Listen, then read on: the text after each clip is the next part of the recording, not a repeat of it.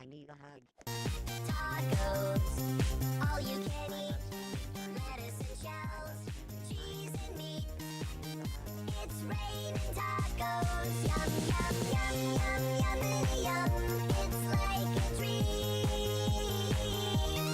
Yum, yum, yum, yum, yummity yum. Bring your sour cream.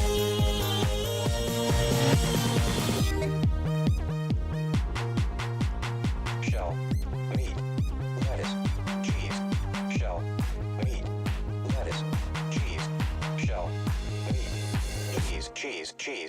cheese. It's raining tacos. I Raining need a hug. tacos. Raining tacos. It's raining tacos. It's raining tacos. Raining tacos. Raining tacos. I need a hug. I need a It's hug. raining I love spending time with you. I love you. I love you. I love spending time. It's raining I need a hug. tacos. I love spending From out of the sky. I love spending time with Tacos. No need to ask why. Just open your mouth and close your eyes. you, my friend. It's raining tacos. It's raining tacos. Out in the street. Tacos. All you can eat. Lettuce and shells. Let's be friends. Cheese and meat. It's I love you. raining tacos. Yum, yum, yum, yum, yummity yum. It's I like love a spending time dream. with you. I love you. Yum, yum, yum, yum, yummity yum. Bring your sour cream. I love spending time with you.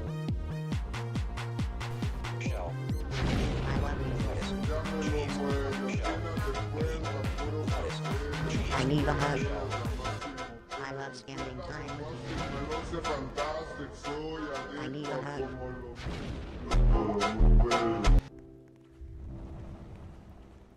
I love you. I love you. I love you. I need a hug. I love spending time with you. Something bad about to happen to me. I love you. I don't know what I'm feeling coming. I need a hug. Might be sunshine, might be my I love you. front. I just hope she don't Will you be my friend? I need a hug. Let's be friends. I love spending time with you. Let's be friends. Time with you. I love spending time with you. I love you. I need a hug. Let's be friends. I need a hug. Will you be my friend? I need a hug. Will you be my friend? I need a hug. I love spending time with you. I need a hug. Spending time with you. Let's be friends. Let's be friends. I need a hug. Friends. I love spending time with you. Let's be friends. Will you be my friend? I need a hug. I love you. Will you be my friend? Will you be my friend? I love spending time with you. I love you. I love you. Will you be my friend? Let's be friends. I love spending time with you. I love spending time with you. I love you. Will you be my friend? Will you be my friend? I love you. I need a hug. I love spending time with you. Let's be friends. Let's be friends. Will you be my friend? I love you.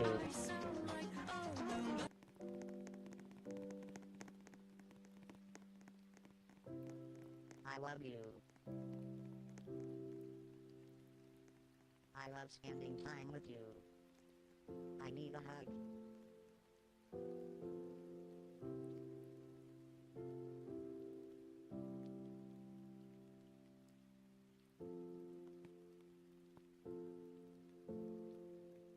Will you be my friend? I need a hug. Will you?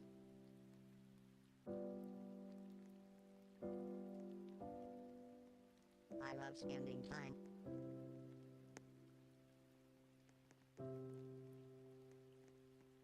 Will you be? I love standing.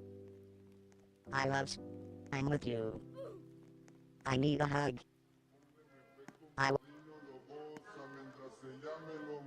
I need a hug. I love you.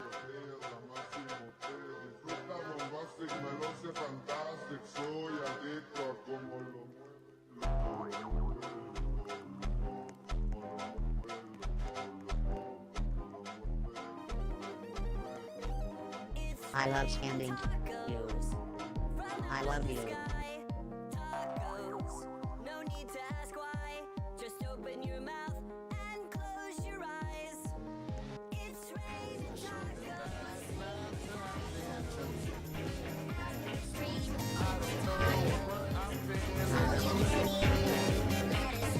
I love you. Will you be my friend?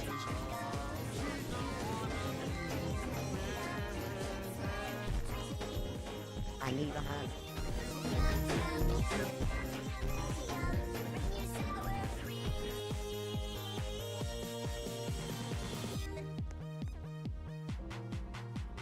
Shell, meat, lettuce, cheese, shell, meat, lettuce, cheese, shell, meat, cheese. I love It's you. raining tacos. Will you be my friend? Tacos. Raining tacos. It's raining tacos. It's raining tacos. Let's be friends. I love spending time with you.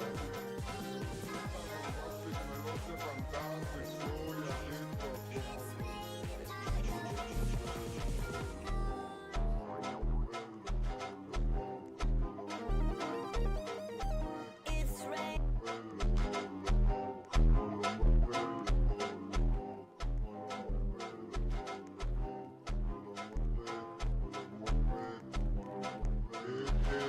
El delito me llama, soy el divino, el que carga la lámpara de Aladino. Viva, viva la guata, la que me hipnotiza, me prende con toque de salsa, parte de la trama, ya lo mueve, la par y no acaba, ella tampoco lo para, quiero que brinde que sea de mañana.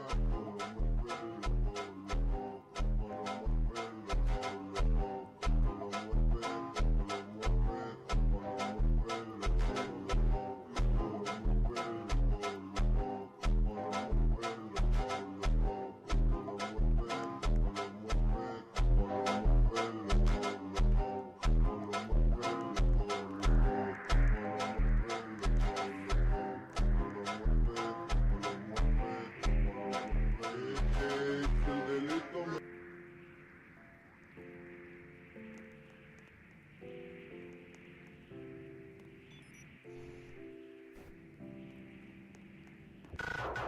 This audio was made by Losty. Let's be friends. Psych! That's the wrong number!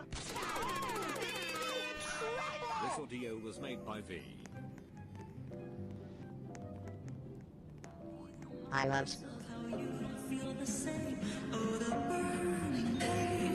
Listening to your heart pump out some hero song.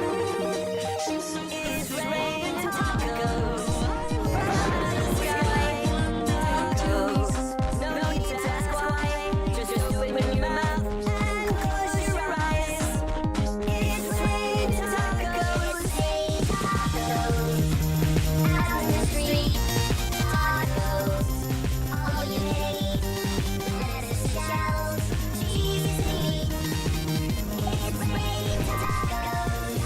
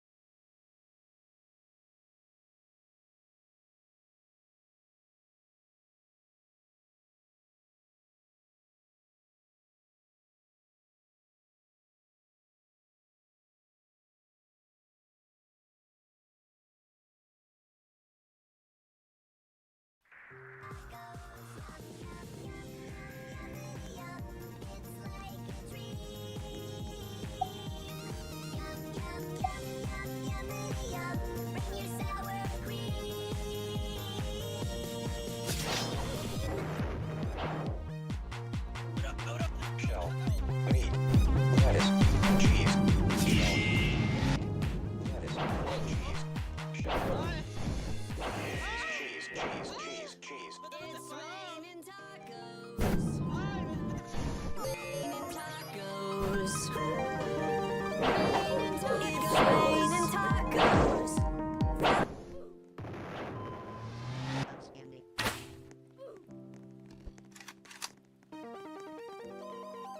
It's raining tacos from out of the sky. Tacos, no need to ask why. Just open your mouth and close your eyes. It's raining tacos. Tacos out in the street. Tacos, all you can eat.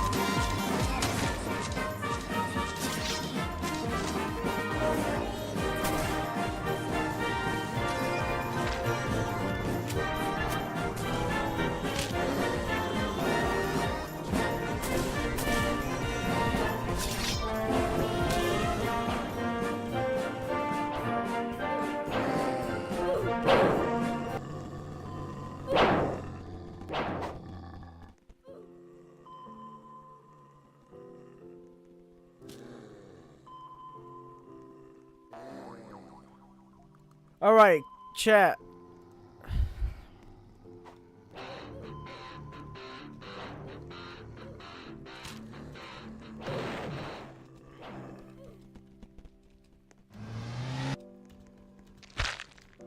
Yeah, my mic was off. There.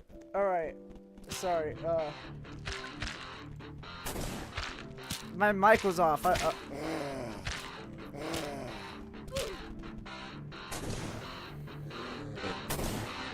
It's back. It's back, y'all. It's back, chat. Sorry, I was looking at. My mic was off, bro. My mic. Also, who's this dookie ass zombie, bro? This dookie ass fucking zombie. My profile picture is what's his name? Guamgo. This Guamgo's face.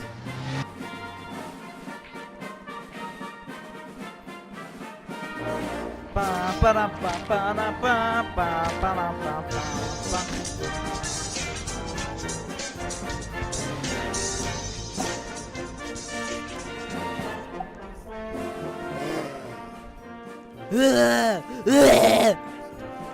Get that guy. Bro, why are you chasing me, bro? Get this guy.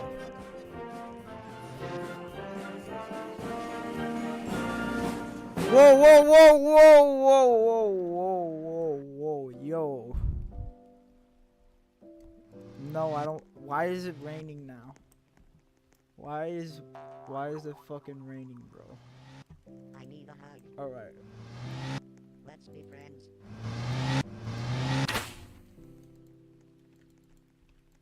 I love standing. Wait. I'm gonna rejoin. Bro, he said the sword is so big. That's crazy, bro.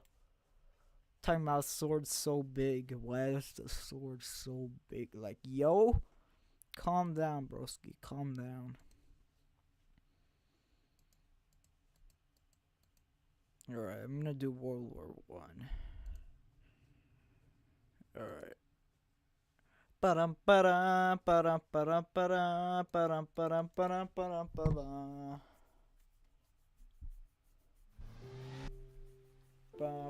Ba-dum. Yo, what's going on? What happened? Why is it?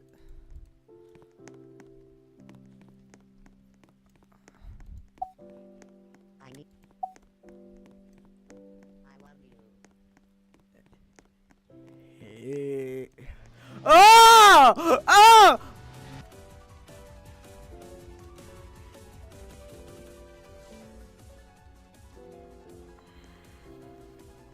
Let's be friends. Bro! I love you. I love spending time with you. I love spending time with you. Will you be my friend? Let's be friends. Where's Luno at? I love spending time with you. I need a hug. I need a hug. I love you. Bro, Luno's going crazy. I need a hug.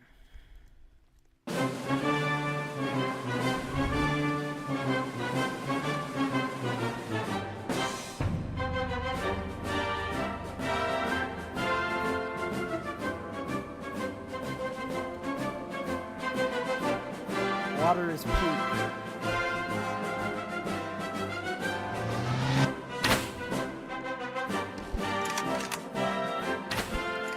What is this Diddy Bud doing? No, I'm not joining Dick and Ball Studios.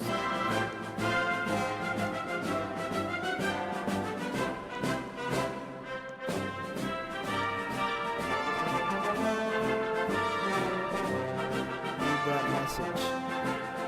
What do you mean? Why is my arms like? Why is he hooked onto me? Bro, he's like my little pet. He follows me wherever I go.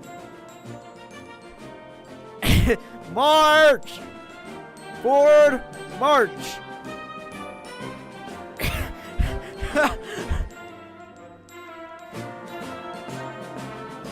I know, bro. I made it in life. I have 4 viewers. Forward, march! Wait.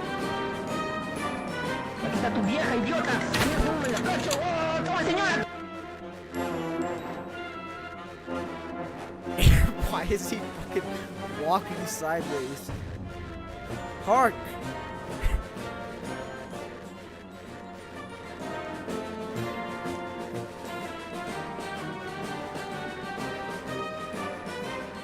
Onward!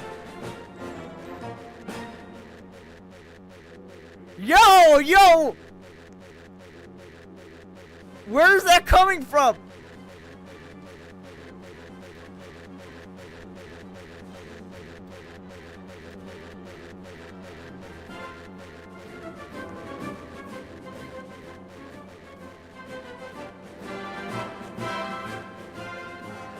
Yeah, why are the trees transgender, bro? Transgender ass trees.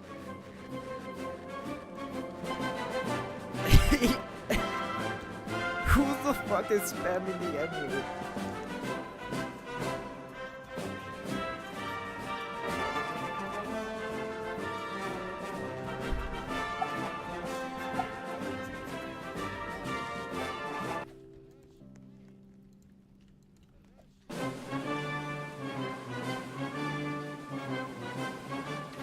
Is that Lion Cat? Oh my god, we got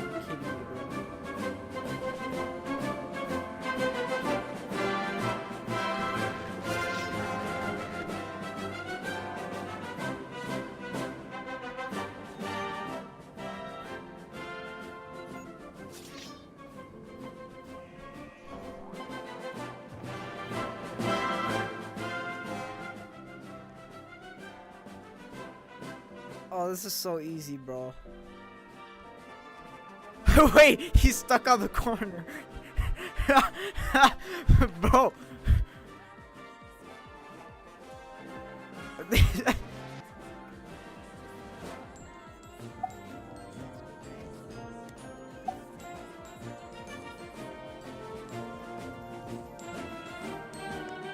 Alright, good, good.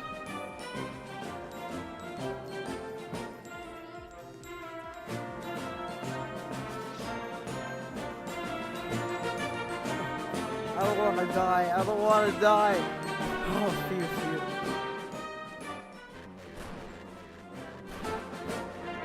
Bro, the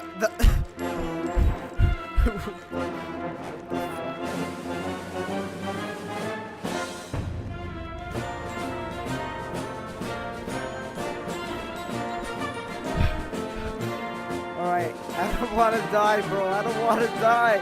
No.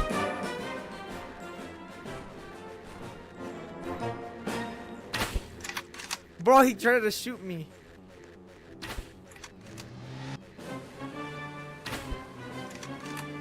Yes, bro, yes.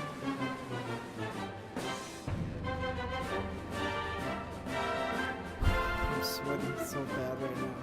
This is the hardest, most extreme moment. No, bro! No! Hell no! No! This is impossible, bro.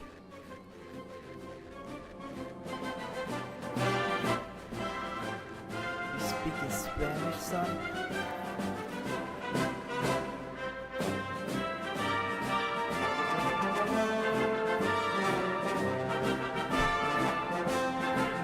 Bro. Yo, what? Did they teleport me to a different fucking game?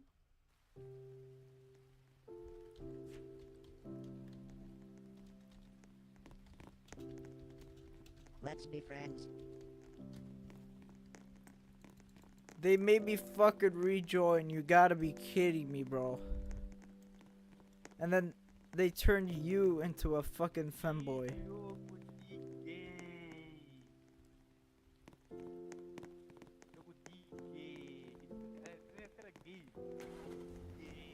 I love you.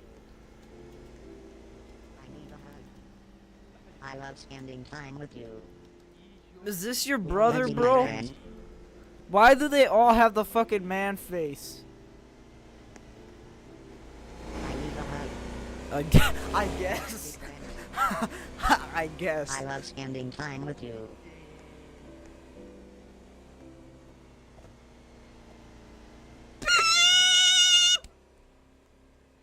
Oh my god, I need my free rewards, bro.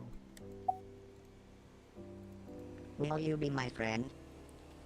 We have more. Let's be friends. I I love you. Bro. I love spending time with you. I need a hug. Who the fuck is this? I love spending time with you. I need a hug. Ah! They just ran over me!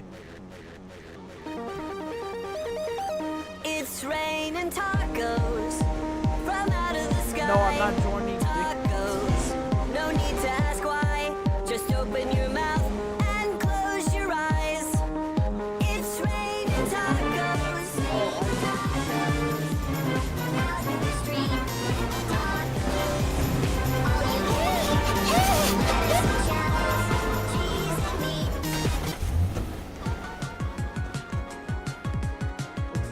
It's Teto.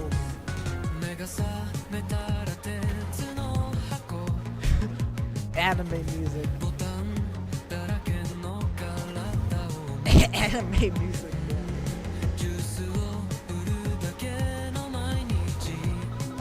Let's put.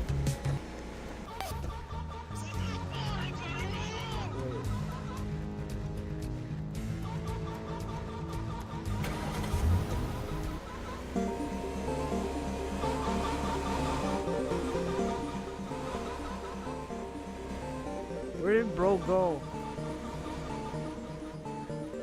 I love love spending time. Bro, this is so peak. Wait, no, bro! You turned me transgender.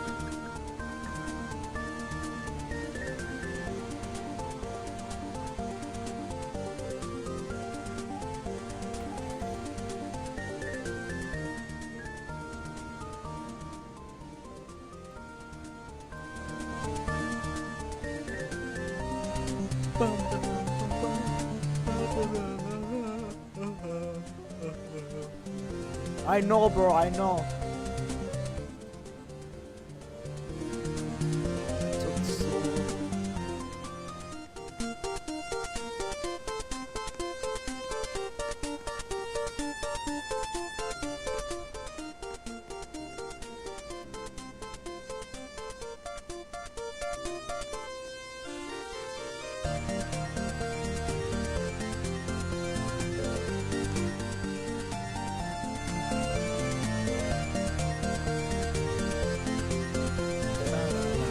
Bum ba bum ba dum.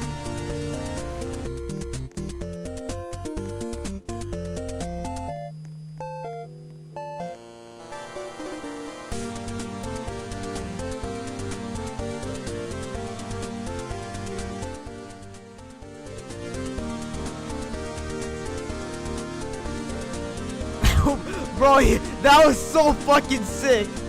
That had to be the sickest move ever, bro. Look. Did you see how he fucking did that shit, bro?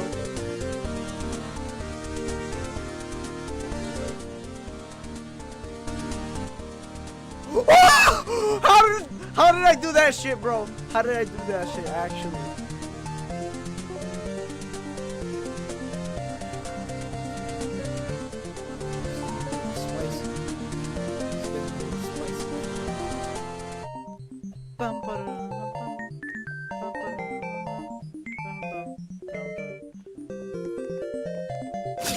Ah! Ah! Ah! Ah!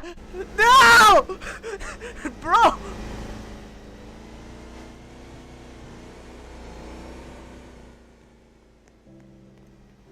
How can I teleport? How? Oh wait, is it? Wait, how? How do I teleport? How, bro? Will you be my friend? Exactly, how?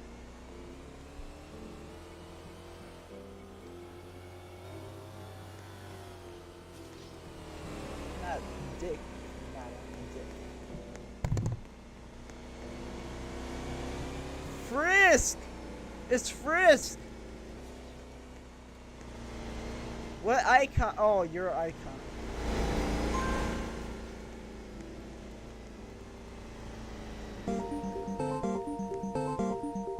I mean, not.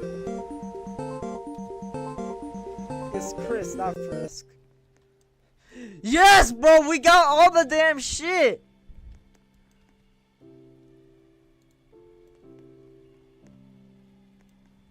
I'm gonna get all the fucking guns, bro. Ooh, and a Tommy gun and the Sten gun. I'm getting all the World War II guns. The M1 brand.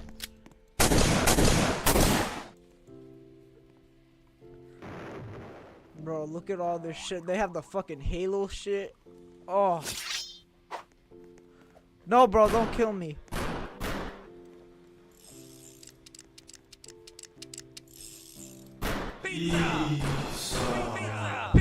Pizza. Bro, how did I die?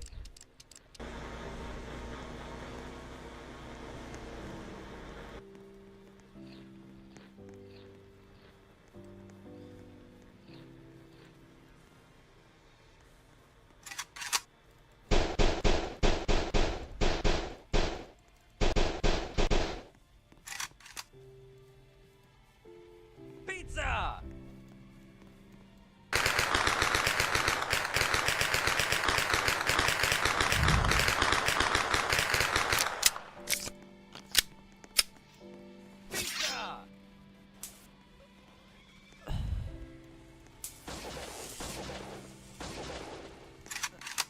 And the trench shotgun, bro. We're gonna play fucking Modern Warfare 7, bro.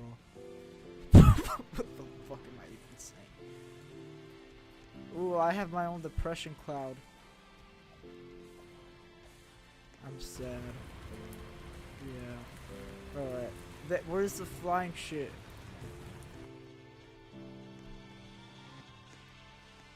What is this?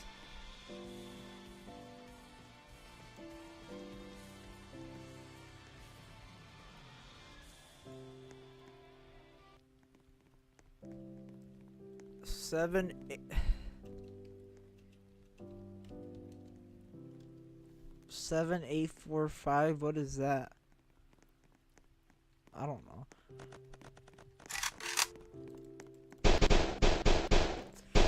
No! Kill them! Kill them! Kill them!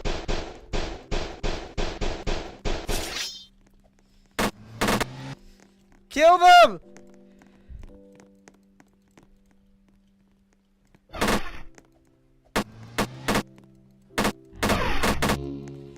Bro!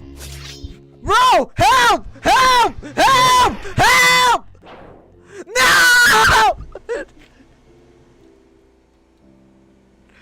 No, bro! This is why I hate femboys, bro. This is why I hate them so much.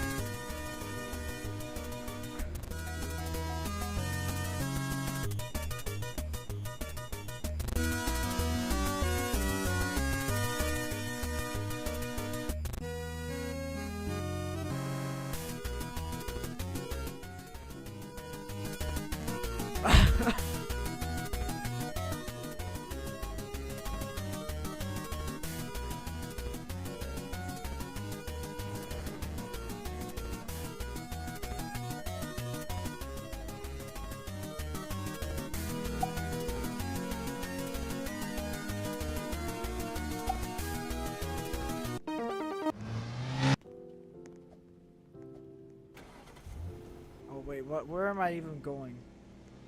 Where am I going,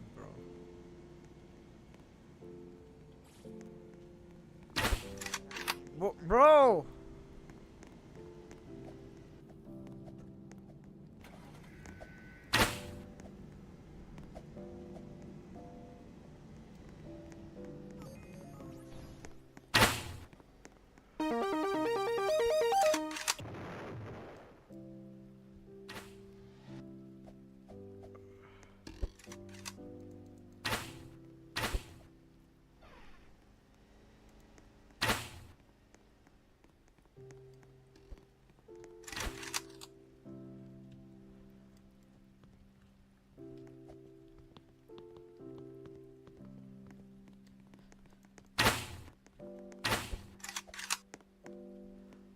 Wait, no! Alright, Phil.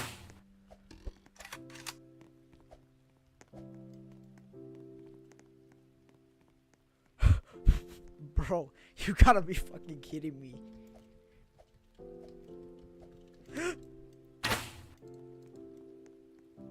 Wait, no! No! Ah! This is John Thundercock! I mean, Cassius Thundercock.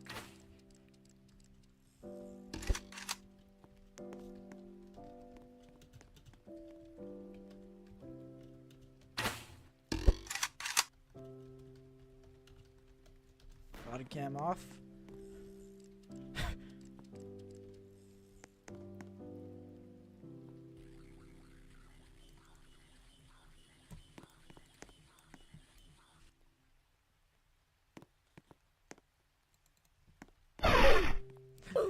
Bro! You gotta be fucking kidding me, bro. You gotta be fucking kidding me.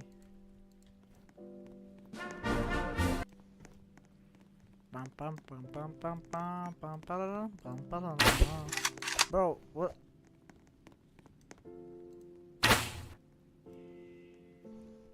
I know, bro. Always trying to take away that swag.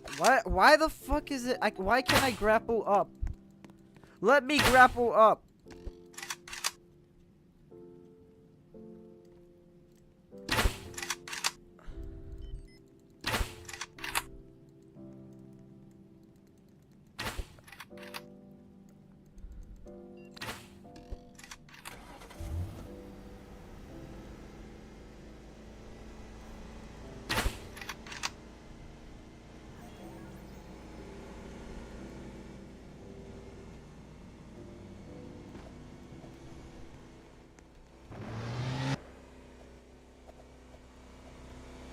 Why does it fucking... Yes, bro! Bro has the best idea. Wait. Let me get in.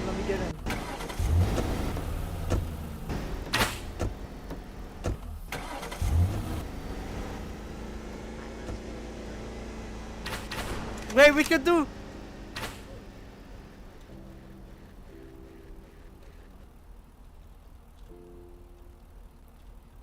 We could do a drive-by shooting, bro. Wait, what? Yeah, what is fucking happening? What the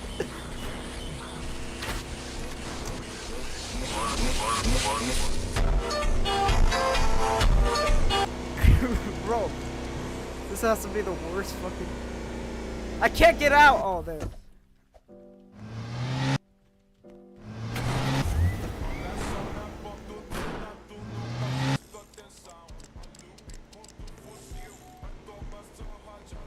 Toma.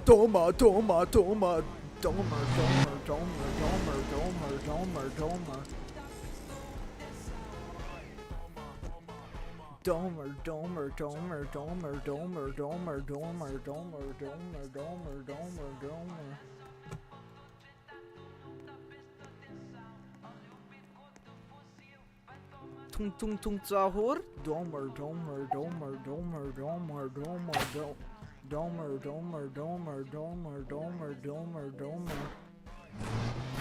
I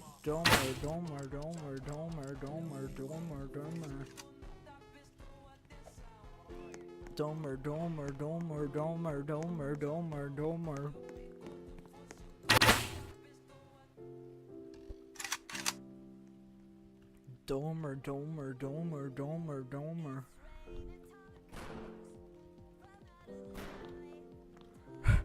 Bro.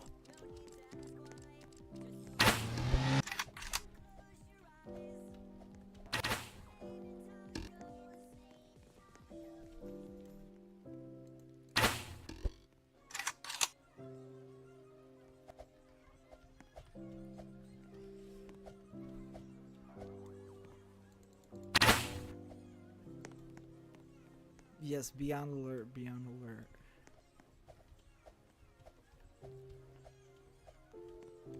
Be on high alert.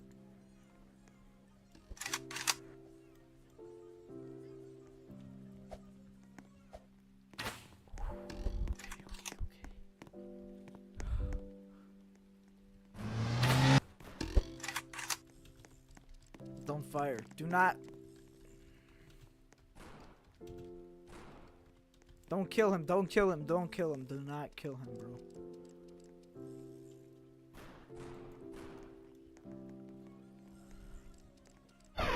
Bro!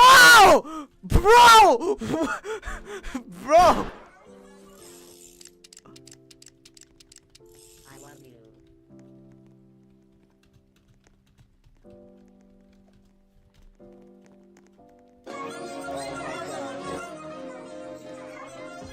Bro, where even is... Oh, there. Bro.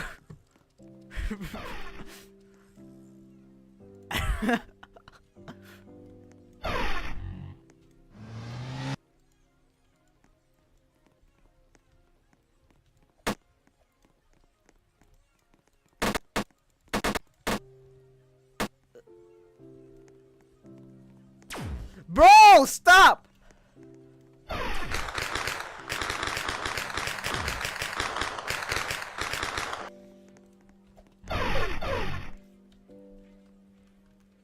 My bad. My bad, bro. My bad. My bad, bro. My bad. Aye, Domer, Domer, Domer, Domer, Domer, Domer, Domer, Domer, Domer, Domer, Domer, Domer. Bro, you keep stealing my shit.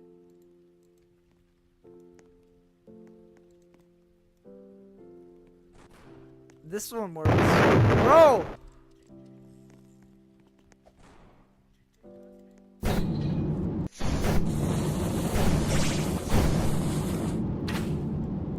This thing is so obnoxious.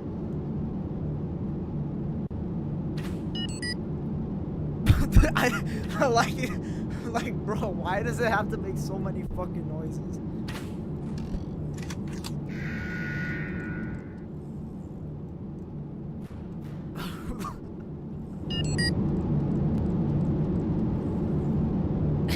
Bro, I love this thing so much.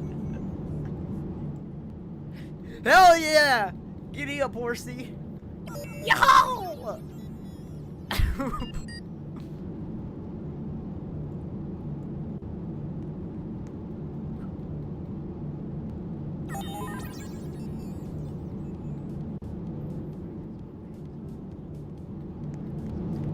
Now we're gonna do a rampage.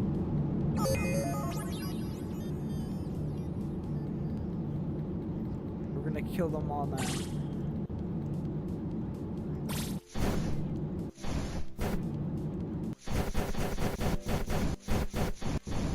Yes, time for drive-by, bro.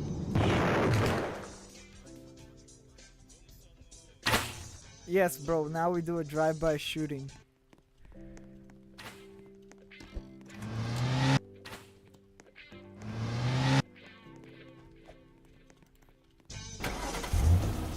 Drive-by shooting. Bro.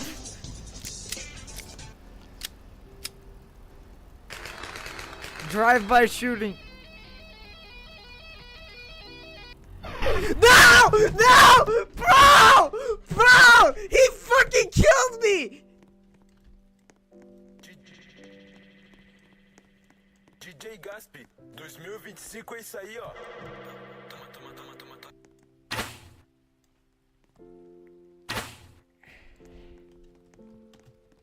Kill him. Kill him. Kill him now. Kill him now.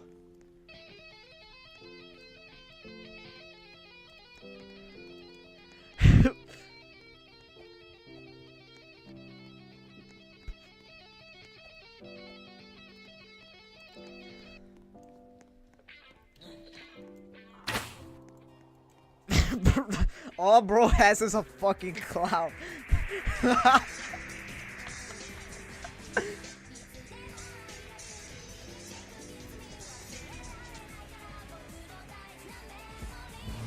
That's all bro has. A damn cloud. A damn fucking cloud. Oh wait! Let's go! Same, I also unlocked the cloud. I love you. Will you be my friend? No! I will not be your friend. Let's go. Let's do this shit. Let's do this shit, bro. Let's do this shit. Okay, wait. Let's do the drive-by shooting now. Like, we can't do the drive-by shooting because we don't have... Wait, there's a flamethrower too.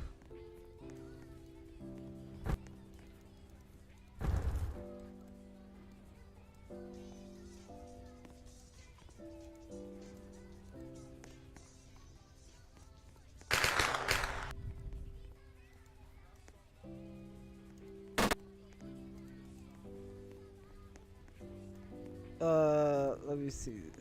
Let me test it out.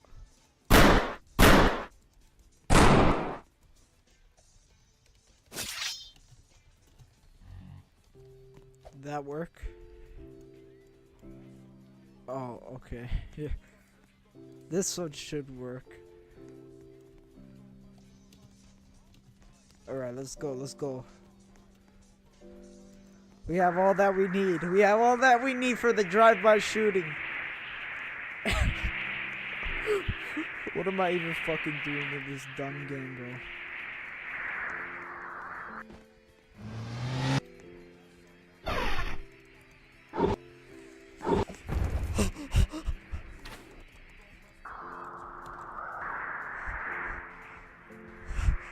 Shit.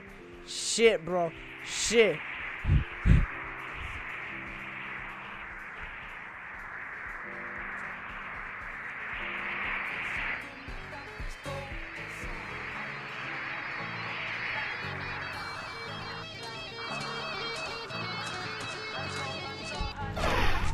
Fuck! Fuck! Kill him! Kill him!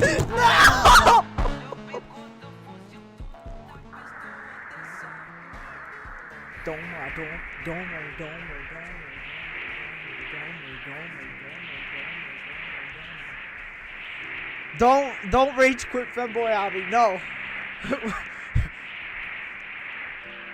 We still got this. We have the cloud still, bro. We have the cloud.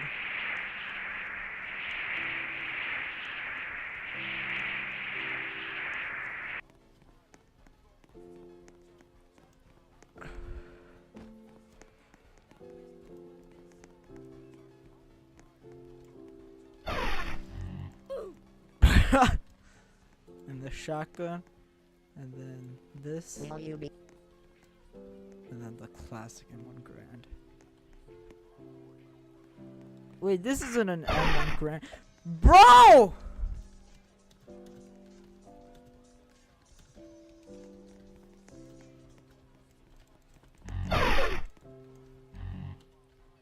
My bad, my bad, my bad.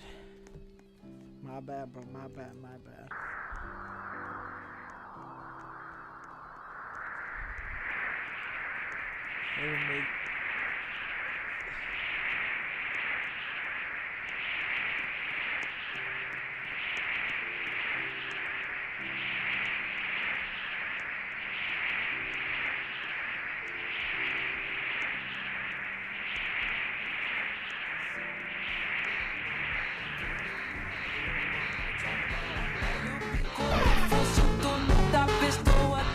Kill the ball! Kill the ball! Kill the ball! Kill him! Ah, my arm! Wait, spare me!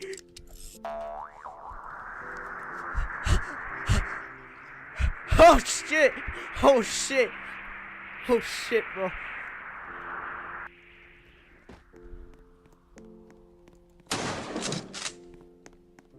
Shit, man.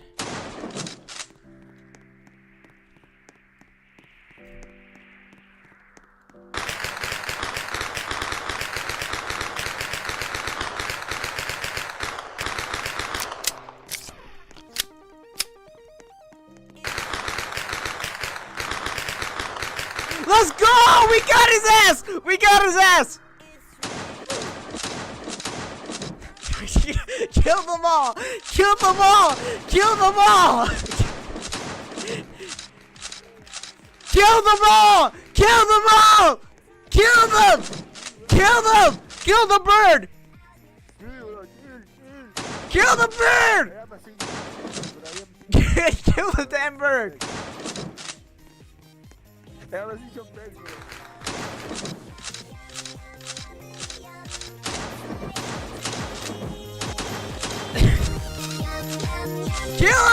Kill him! Kill them all!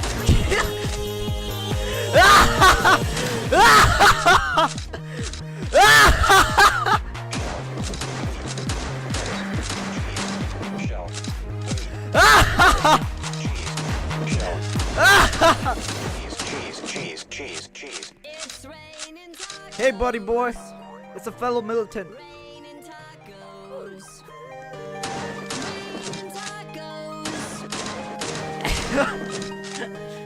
Kill them all!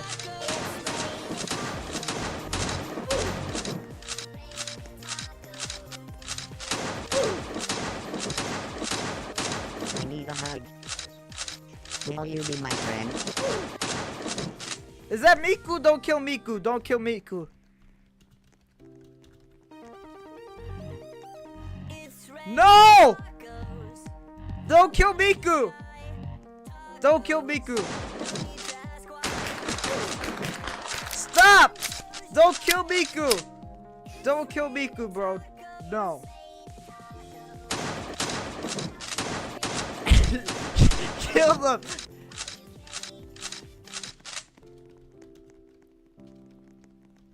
That's Miku.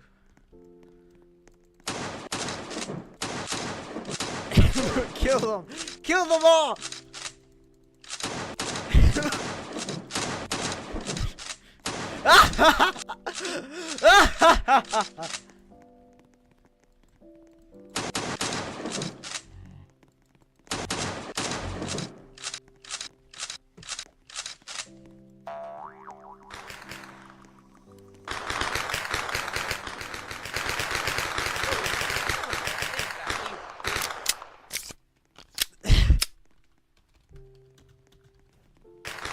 No, you do not have phantom range. Kill them! Kill them all! Kill them! Kill them all! Kill them! Kill them invisible! Not so invisible now, huh?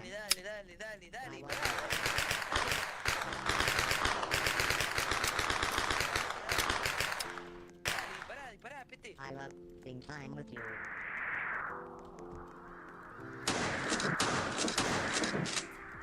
Otro, dale. Dispará, dale. Arranca, Virgo, dispará.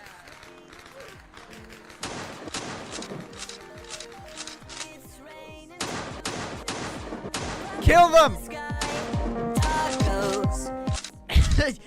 Yes, kill them!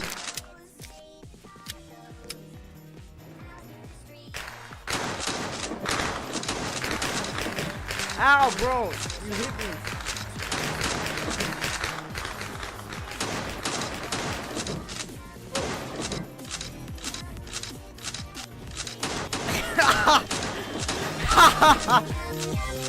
I love you. Let's be friends.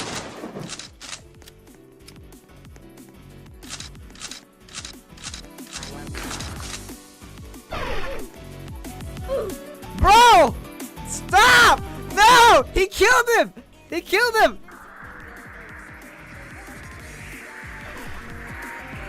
He's plotting revenge! Exactly, bro!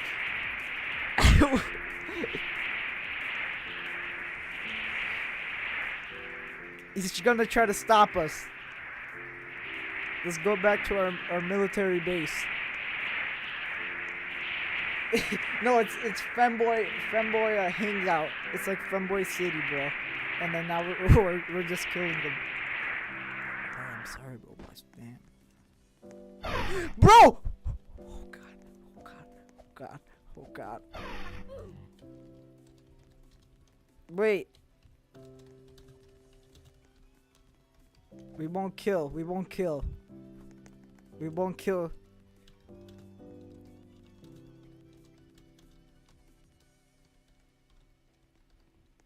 Join us. Join us and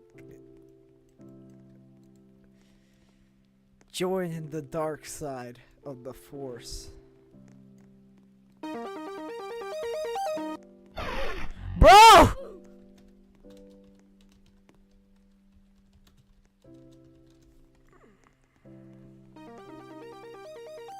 It's raining tacos from out of the sky. Tacos, no need to ask why. Just open your mouth and close your eyes. It's raining tacos. Will you be my friend? Out in the street, tacos, all you can eat. Lettuce and shells, cheese and meat. It's raining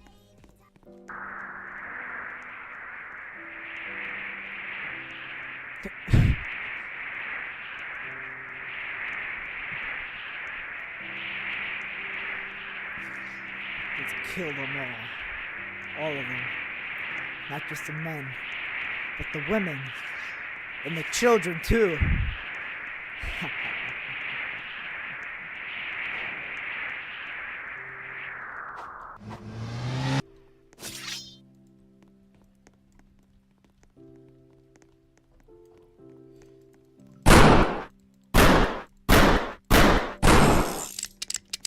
Kill him.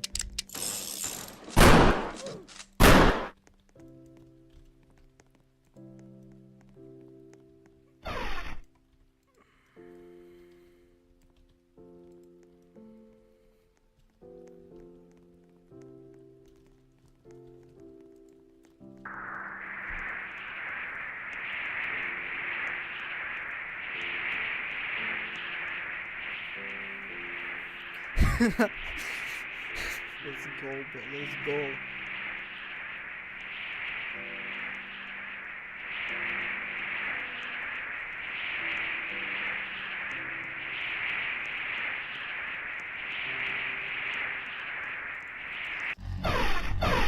Bro, what? How the fuck does he? Bro! Come on. You gotta be kidding me.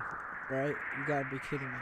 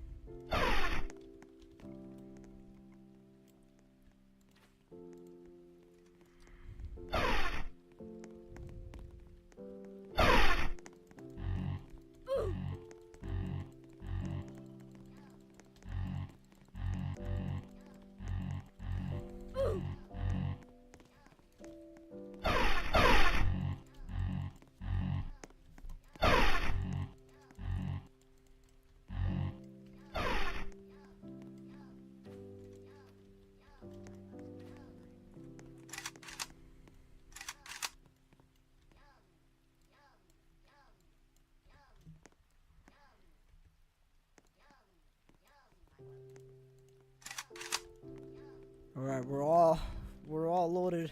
We're loaded up. Use long range weapons.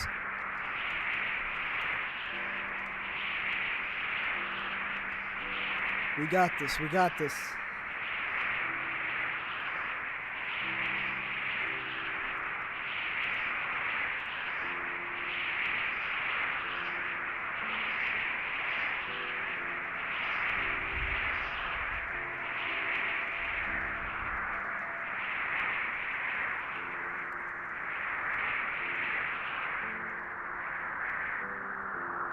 He's gone. Commence. Commence attack! Oh shit! Fuck! He's still there. He's still there, bro.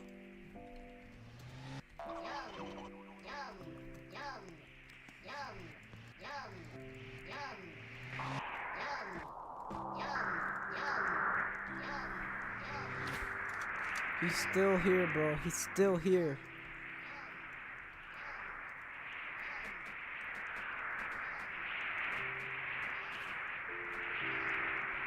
Oh my god, he's shooting from the top of the tree. Wait, that's genius, bro. That's genius. Genius, I'm telling you. Genius.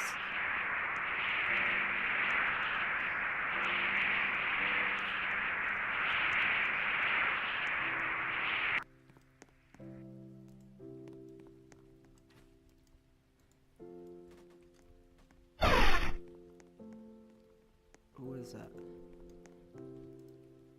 It's called Femboy City. And then, but you have to complete the obby normally.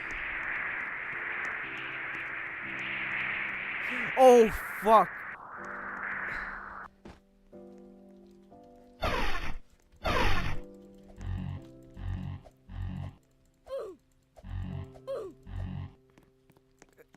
Fuck, fuck, fuck.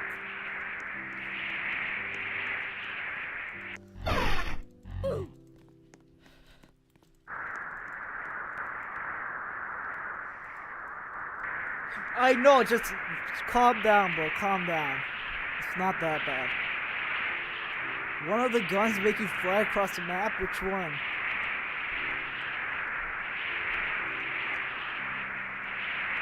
Yes, bro. Yes. Wait. Let me go back up. Let me go back up and get the Mosin.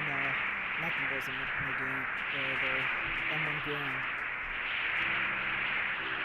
Let me get the M1 Grand. So I can...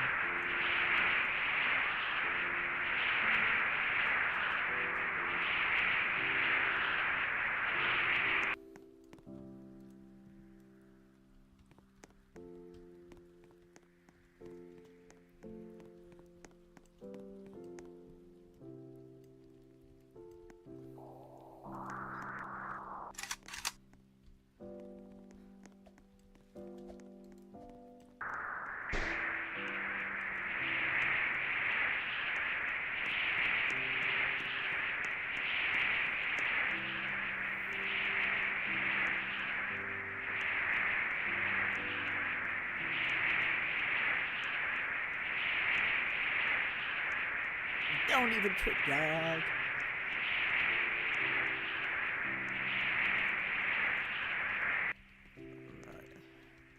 We got this.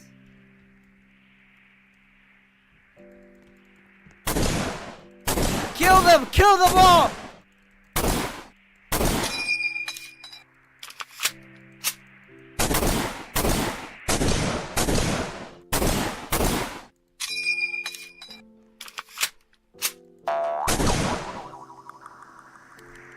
Wait, who's using the...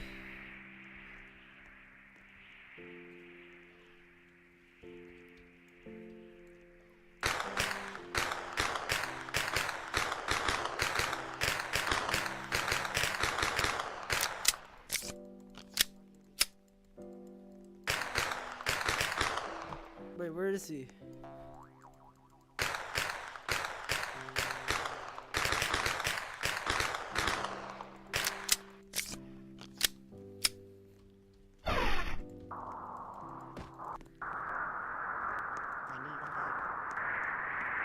There he is!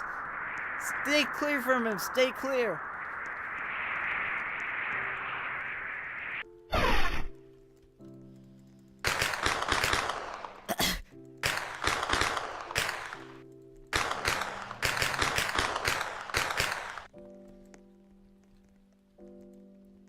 Wait, help! I need a hug.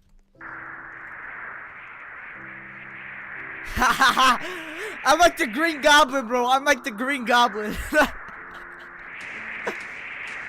Yes! Chaos! Chaos! Chaos! Chaos!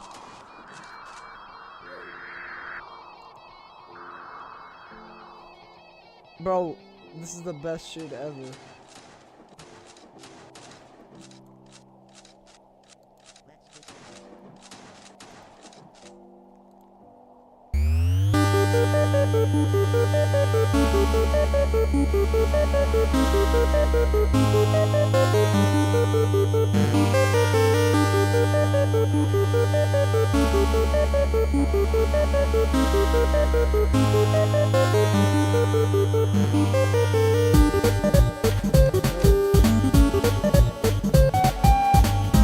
Wait, what happened?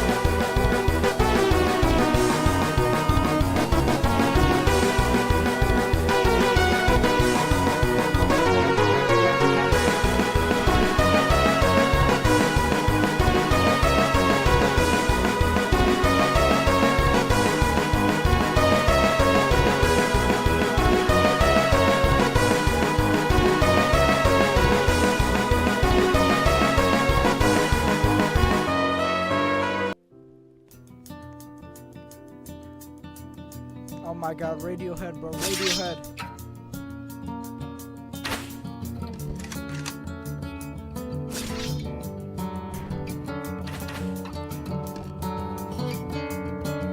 Stop! No! Stop!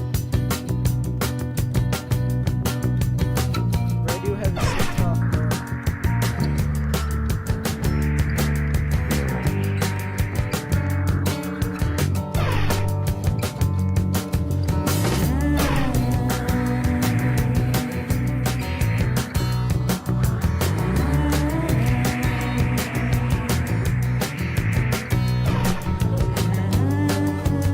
Kill him!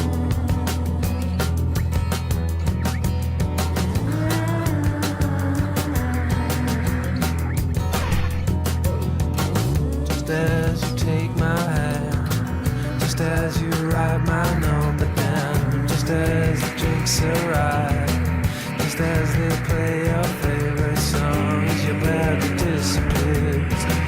No one wound up like a spring before you had too much. Come back and focus again. The walls have been in shape. They got a Cheshire cat grin, all blurring into one.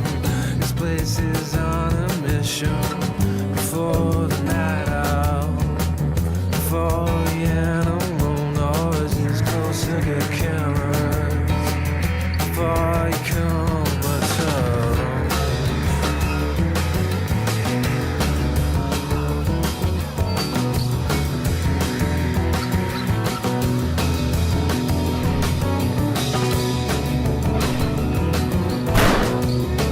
Kill them! Die!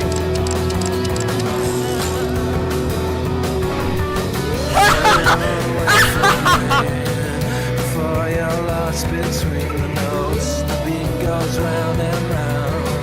The beat goes round and round, and it got me.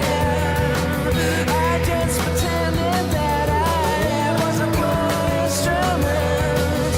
As I set up shotguns, come on and let it out. Come on and let it out. Come on, let it out.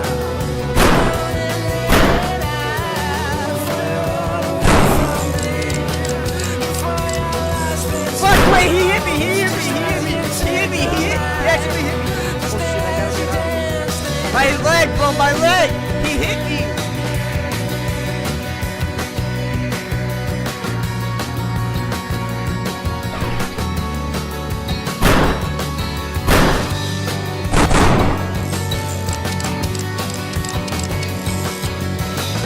Retreat, retreat, retreat!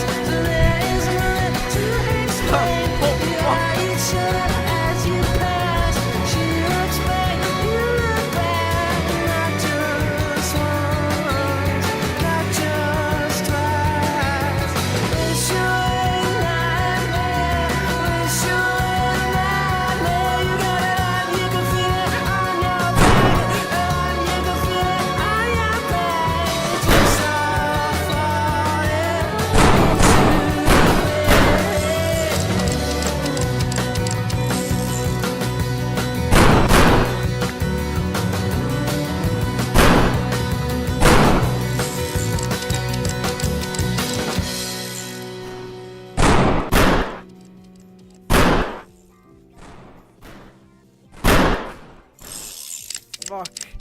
It's a literal gunfight, bro. This is the most epic fucking shit ever, bro. Gunfight in Subway City, bro. Like, come on. It's a gunfight in Subway City.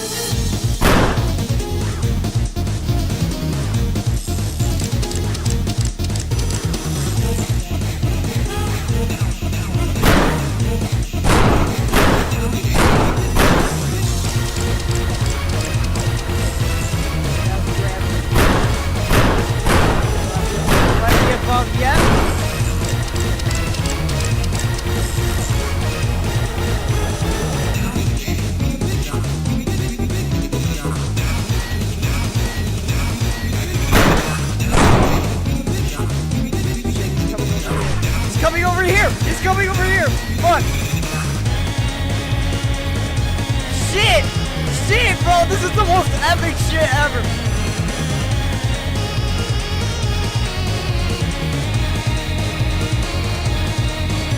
This is so fucking intense.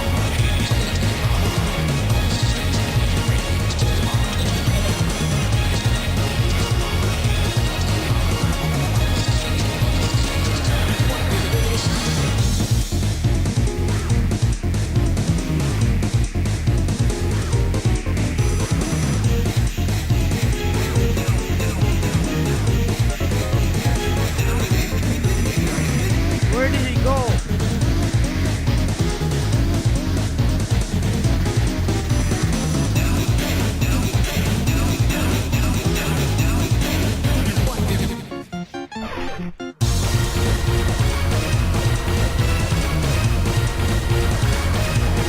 Shit!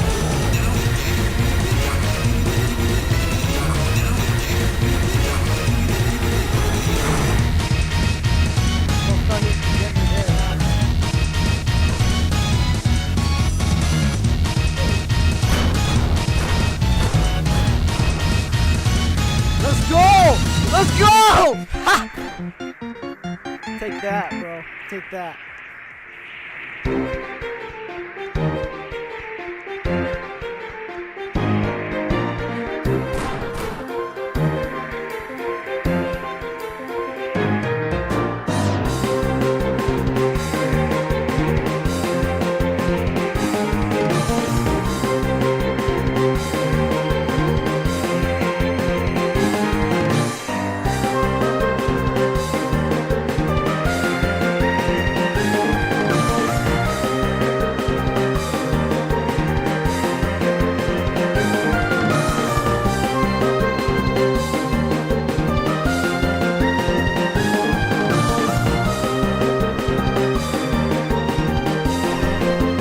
Kill them!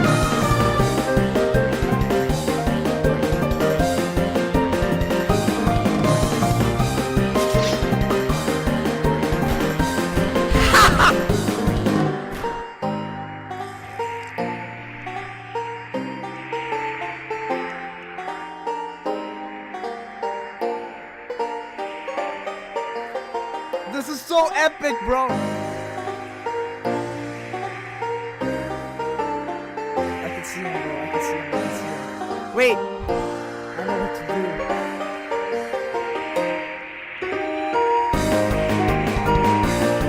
Let me get in the yacht.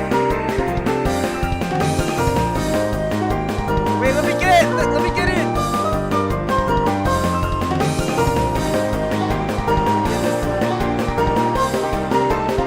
Yes, bro. Yes.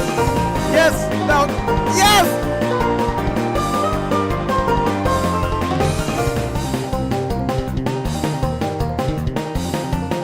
Wait.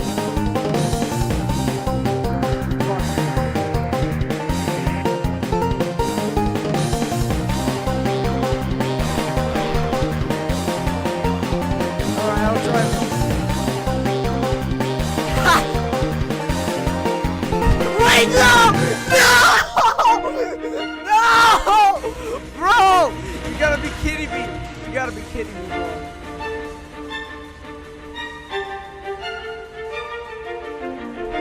You gotta be fucking kidding me.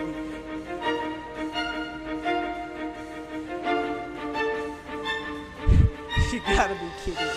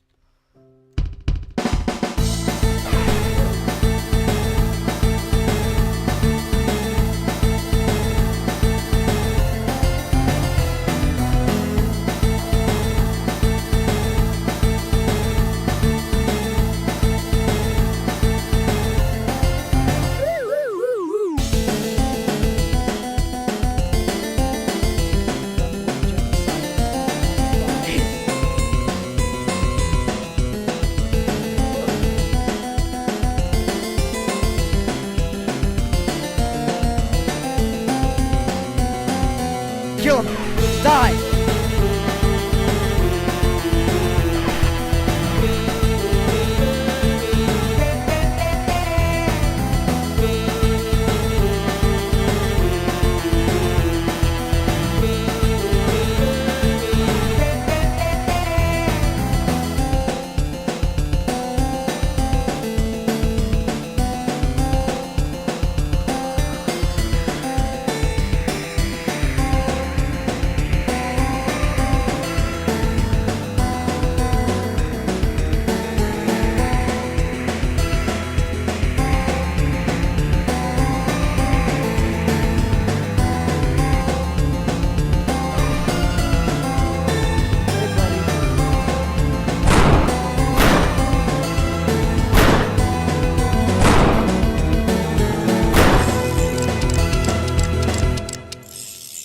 Haha!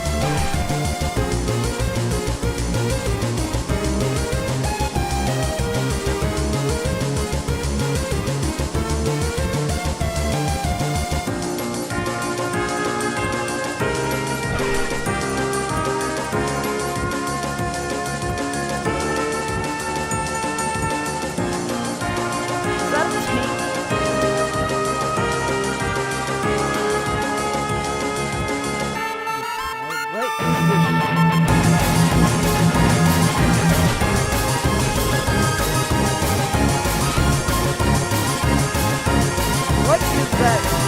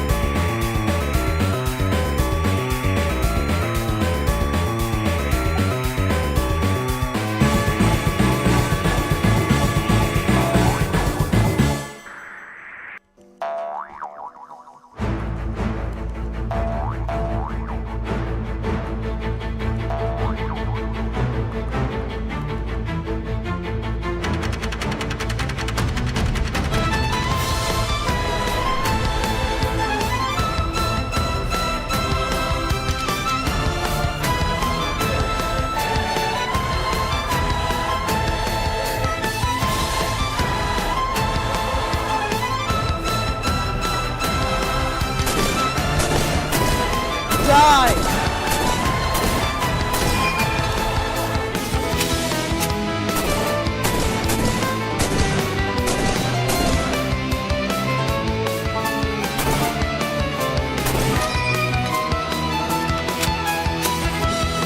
This is my damn kid!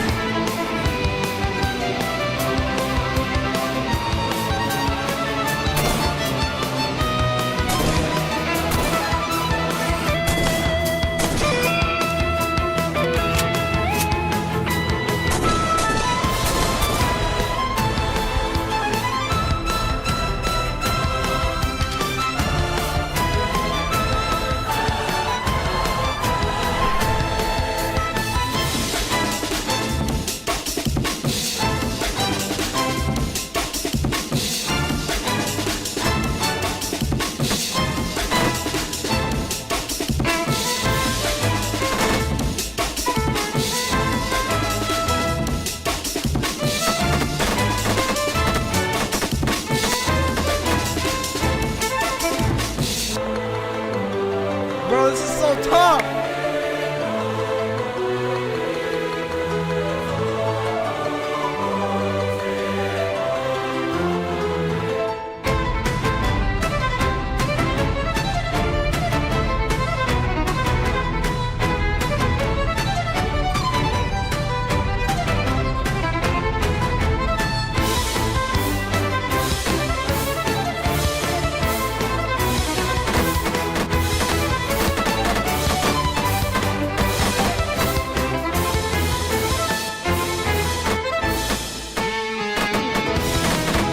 Can't do shit like Karambit, huh? You left!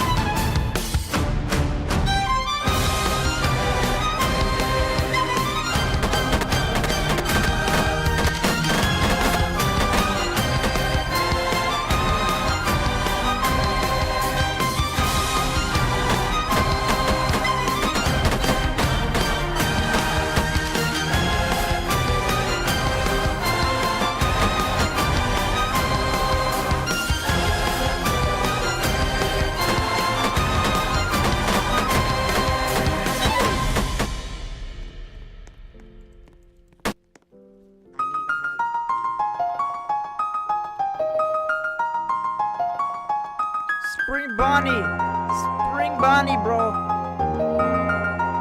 It's Afton Spring Bonnie. Acknowledge me or else I'm gonna shoot you.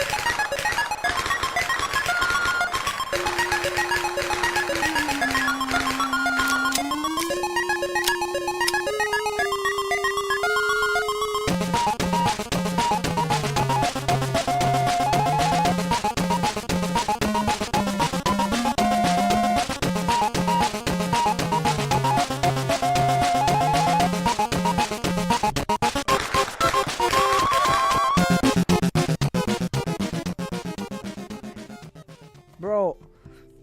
My...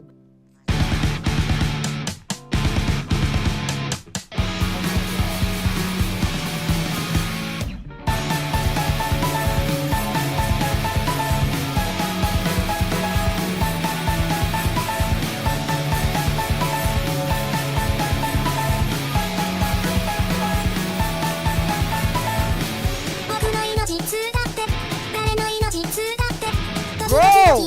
They turned me into the egg!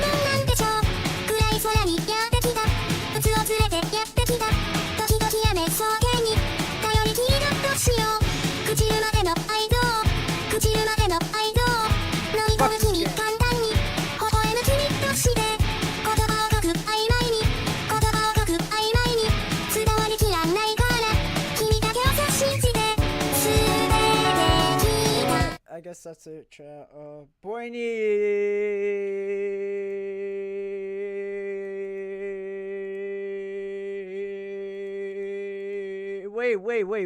Wait.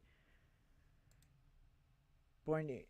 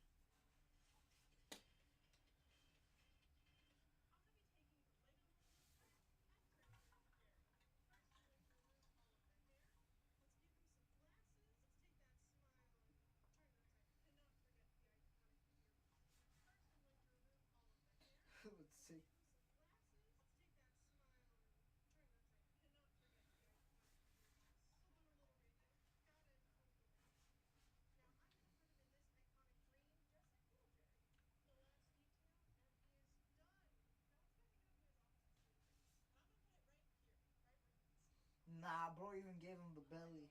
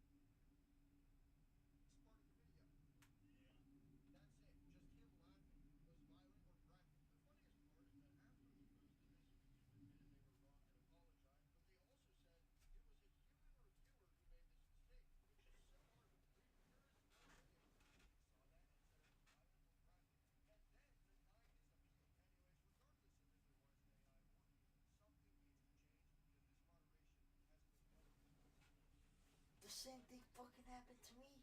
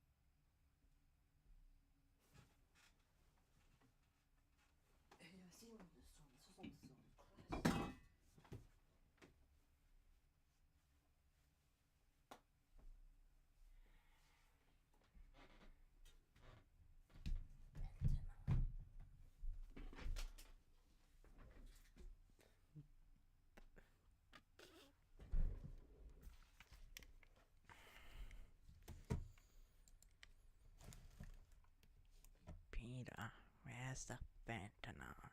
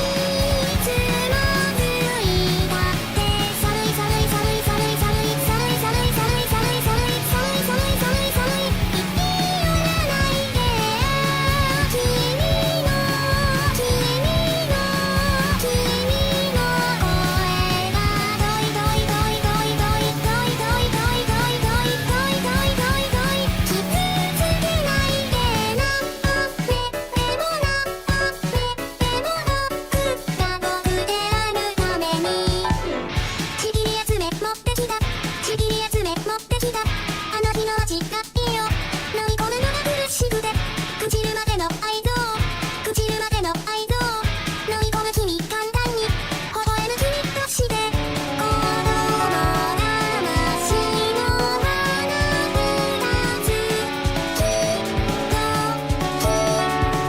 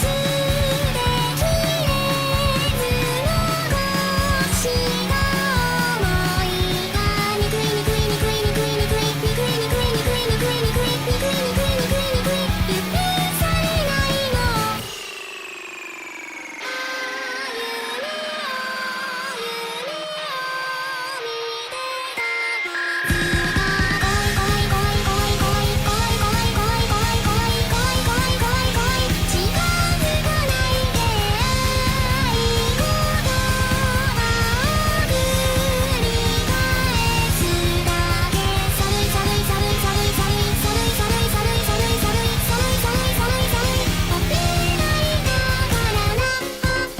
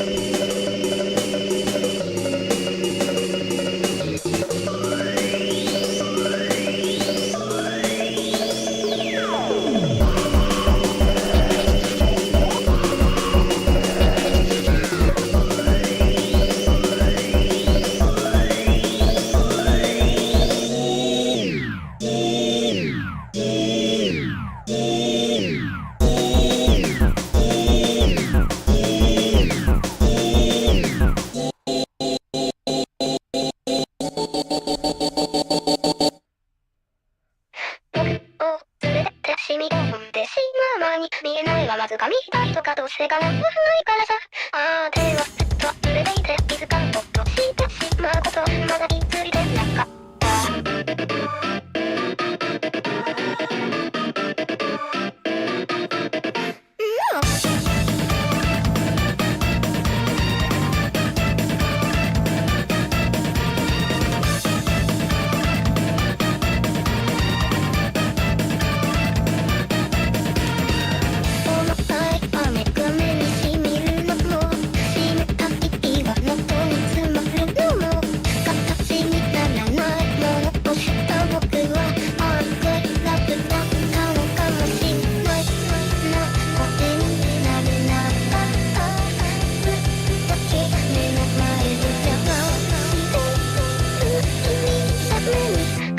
かざして逃げまといたい夜を連れて死にこう別にまに見えないままやられちゃうとかどうにもできないからさ楽しんないでもっと連れていていつかほっとしてしまうことまだ気づいてなかった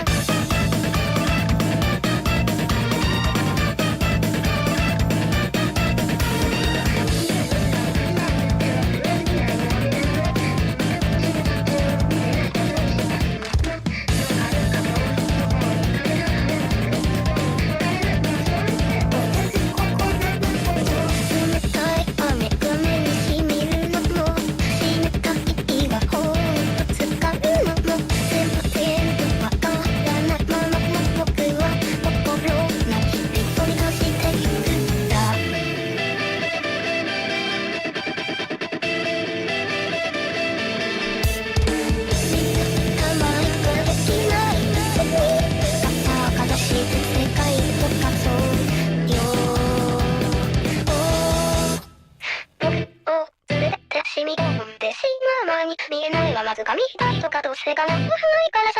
あー手はずっと濡れていて気づかず落としてしまうことずっと気づけなかった僕を連れてって死にこうって死ぬ間に見えないままやられちゃうとかどうにもできないからさ。話せないでずっと濡れていて気づかなくしてしまうこと今気づきた。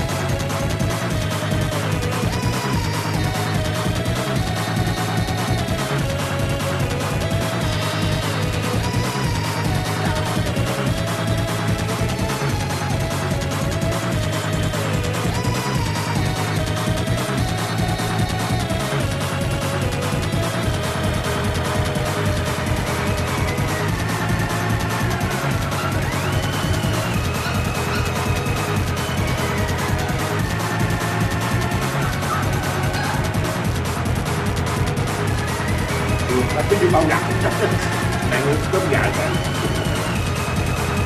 cái gì cơm lắm.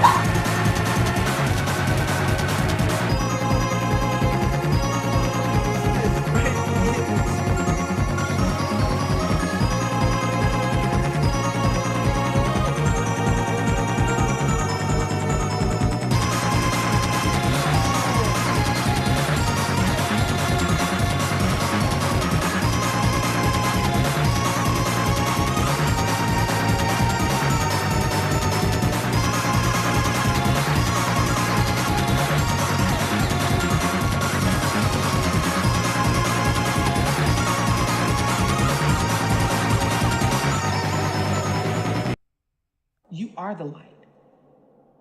It's not on you, it's in you. Don't you ever in your motherfucking life dim your light for nobody. Chromacopia, chromacopia, chromacopia, chromacopia, chromacopia, chromacopia, chromacopia, chromacopia, Calm down, sit still, that's 1 mil, visual, top down, big deal. I don't fucking do that. What the fuck I look like? Get the fuck about it. Way I doing is where I'm from. The planet where I'm stay. 18 cash for that new Ford. I had co-op since 19. I popped out like a cha-ching. I think I'm a goddamn fiend. Really ballin' in this bitch. I'm the hardest in this bitch. Give a fuck about no fuck. I'm chasing dogs up in this bitch. El Segundo, felt like Coliseum. He said I could do it too. More than I believe him. I built the path to freedom, cause them words that he said. Give a fuck about tradition. Stop impressing the dead. I'm gon' make it out. Promise I'm gon' make it out. Mama, I'm gon' make it out. Pussy, I'm gon' make it out. I ain't never had a doubt inside me. And if I ever told you that I did, I'm fucking lying. Can you feel that light inside? Can you feel that fire? Can you feel it? Can you feel it? Fire. Can you feel it? Can you feel it? Fire.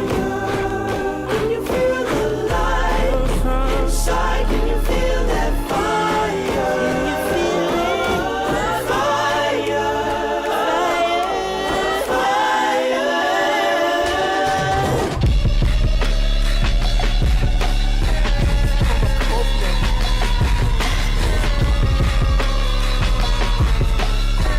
Chromacopia.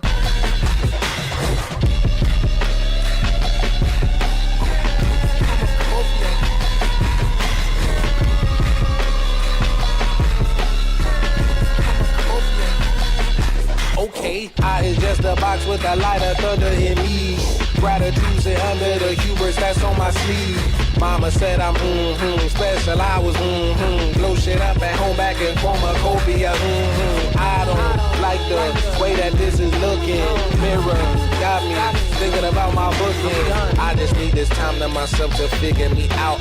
Do I keep the light on or do I gracefully bow out? Send me, bro.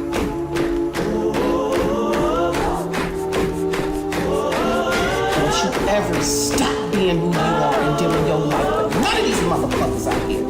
Can you feel that light inside? Can you feel that fire?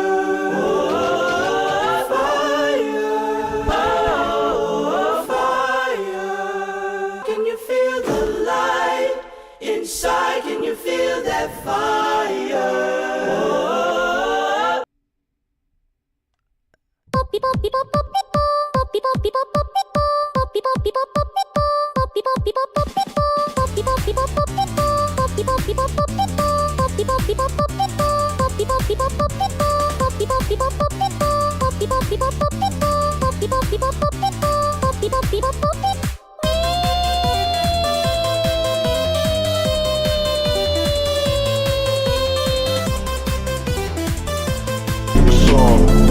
Yeah, I came.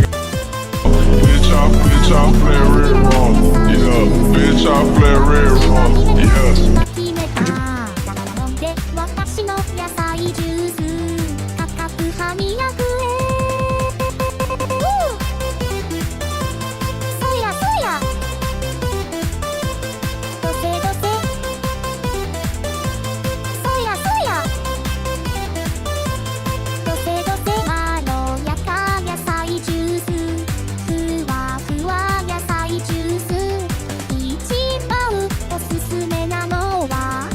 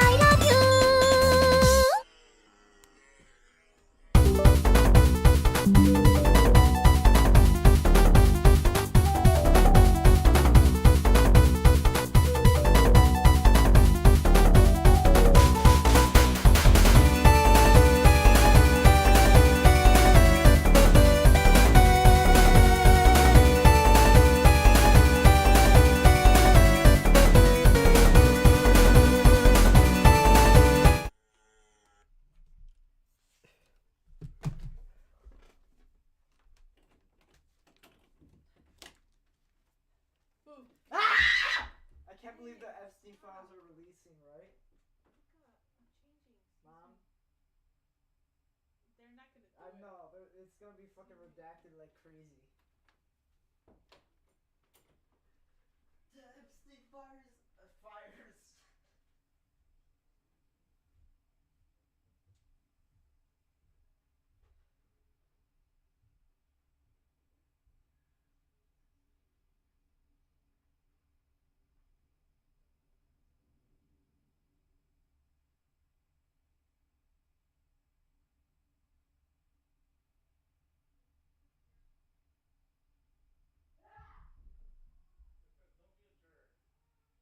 Leave her alone!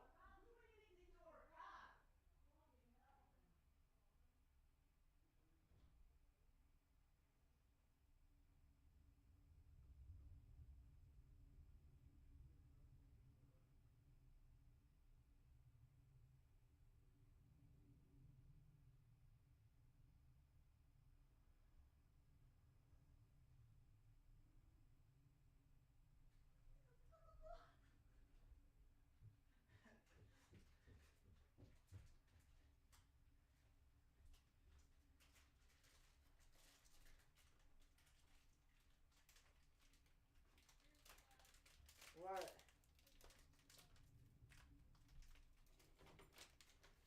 Tomorrow's your PJ day?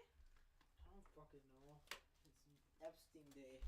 Are you gonna wear your Star Wars ones? I'm gonna wear the Epstein shirt. You know what? They should have Epstein merch, right? Luca, it's not cool to joke around about that, okay? His Don't name start. is Jeffrey Epstein. Epstein Island. Epstein Island. It's a big club and I'd love to be invited.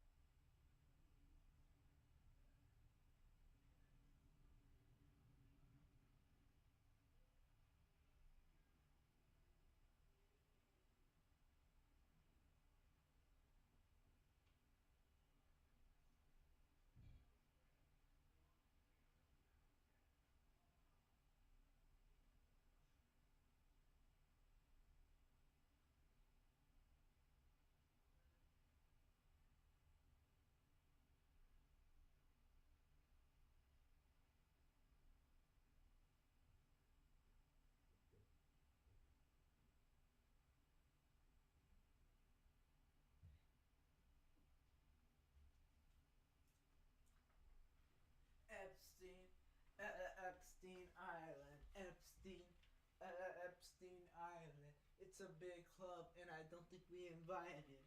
No, not the Epstein Island. Mom, where have all the celebrities been hiding? It's a big club, and I don't think we invited. No, not the Epstein Island. Epstein.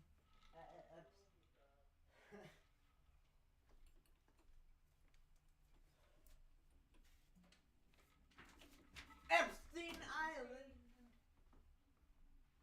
Luca, why are you grabbing my butt, dude? I'm not grabbing It's your not butt. appropriate. I felt you, and it's not I cool. did it wrong. I'm not.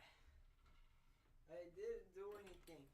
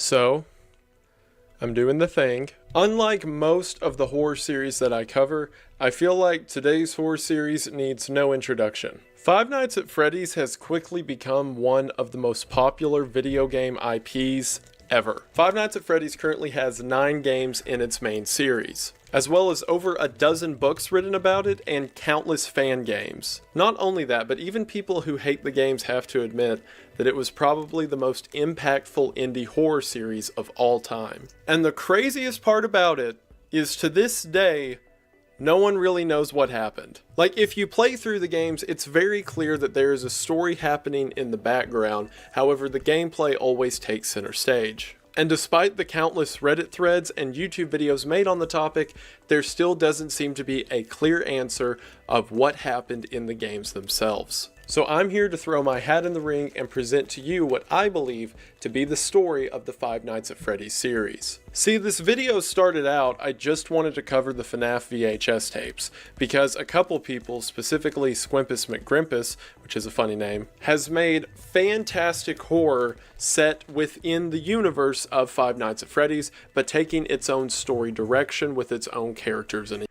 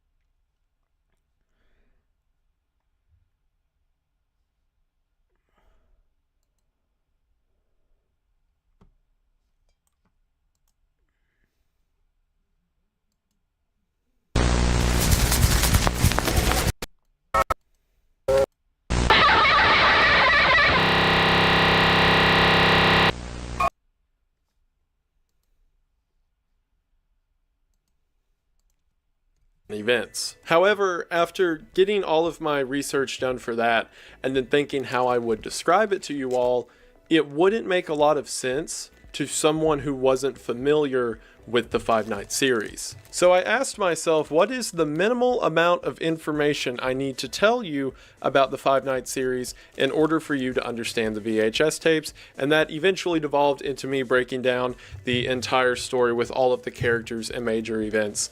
So I'm doing great. However, I'm only partially joking on that because I do believe that the Five Nights at Freddy's storyline is a very interesting story that deserves to be told. However, if you're familiar with the series at all, then you probably know that the problem with telling the story is the story itself. See, the story of the game takes place across the first 7 entries. The game's in chronological order, or at least my chronological order, because we can't even agree on when the games happened. But in my chronological order, it goes 4, 2, 1, 5, 3, 6, 7. Yeah. And the reason that it's so confusing,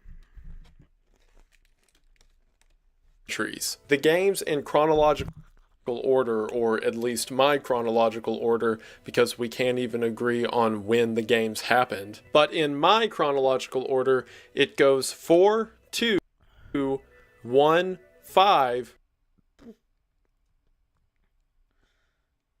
Oh yeah, 5. 3, 6, 7.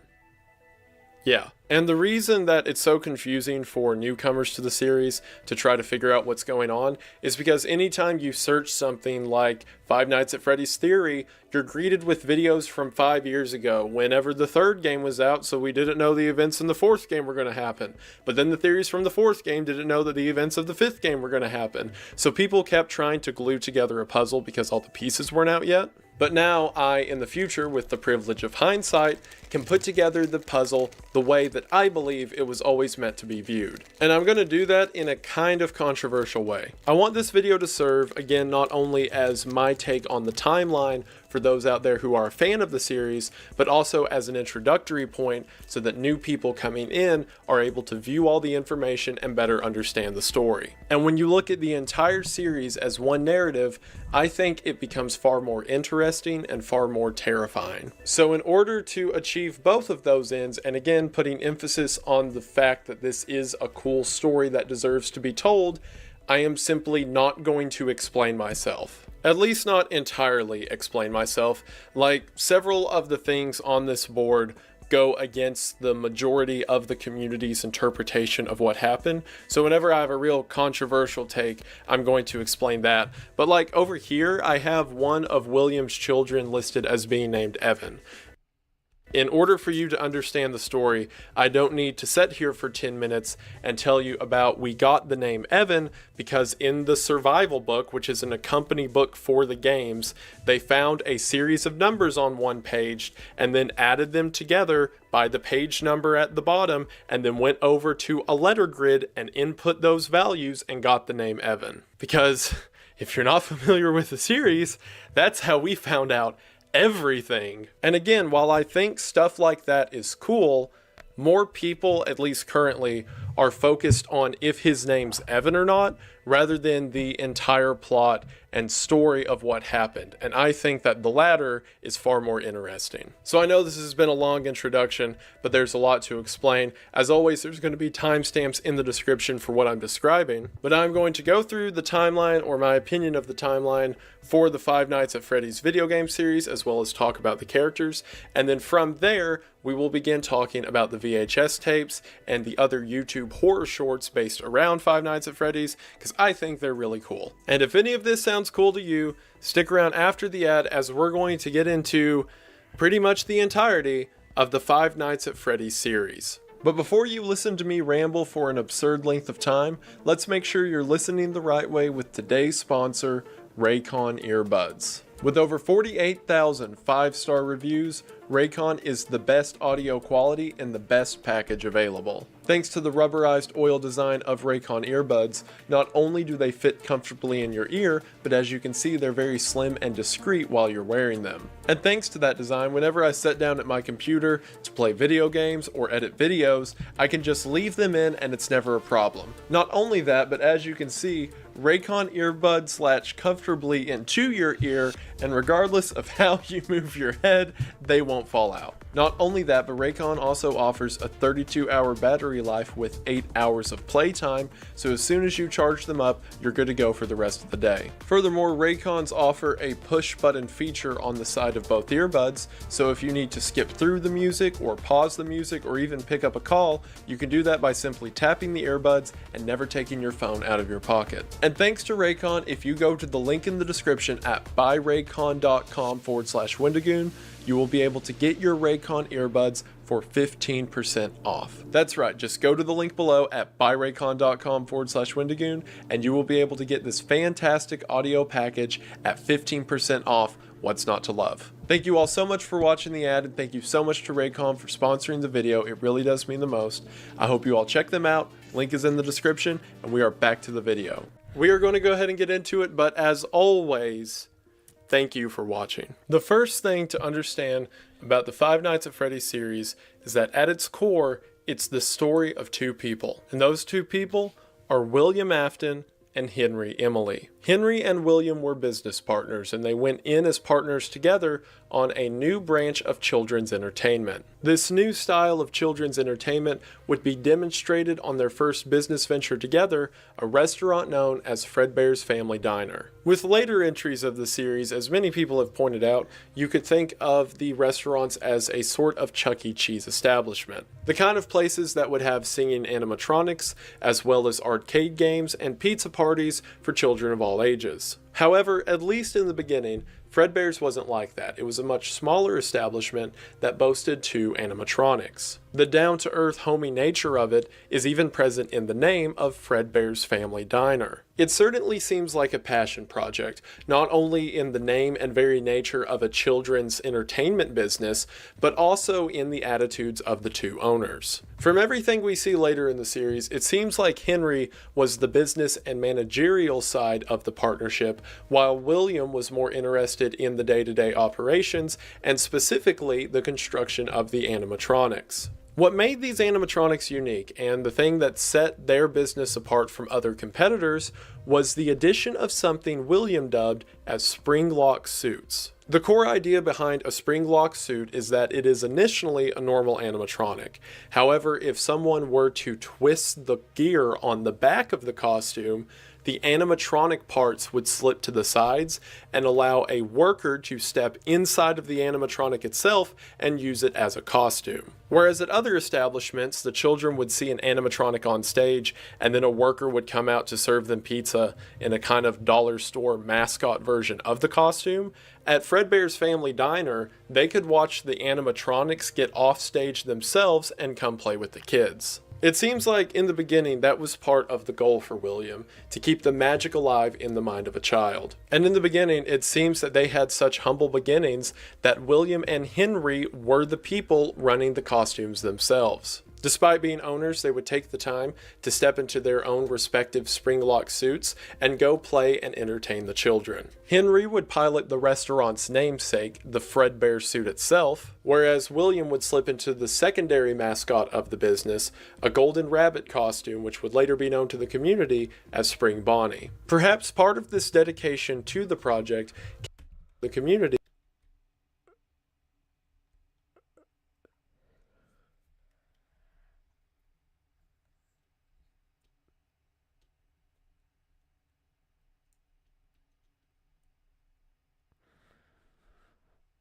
restaurant's namesake, the Fredbear suit itself, whereas William would slip into the secondary mascot of the business, a golden rabbit costume which would later be known to the community as Spring Bonnie. Perhaps part of this dedication to the project came in the form of their own children.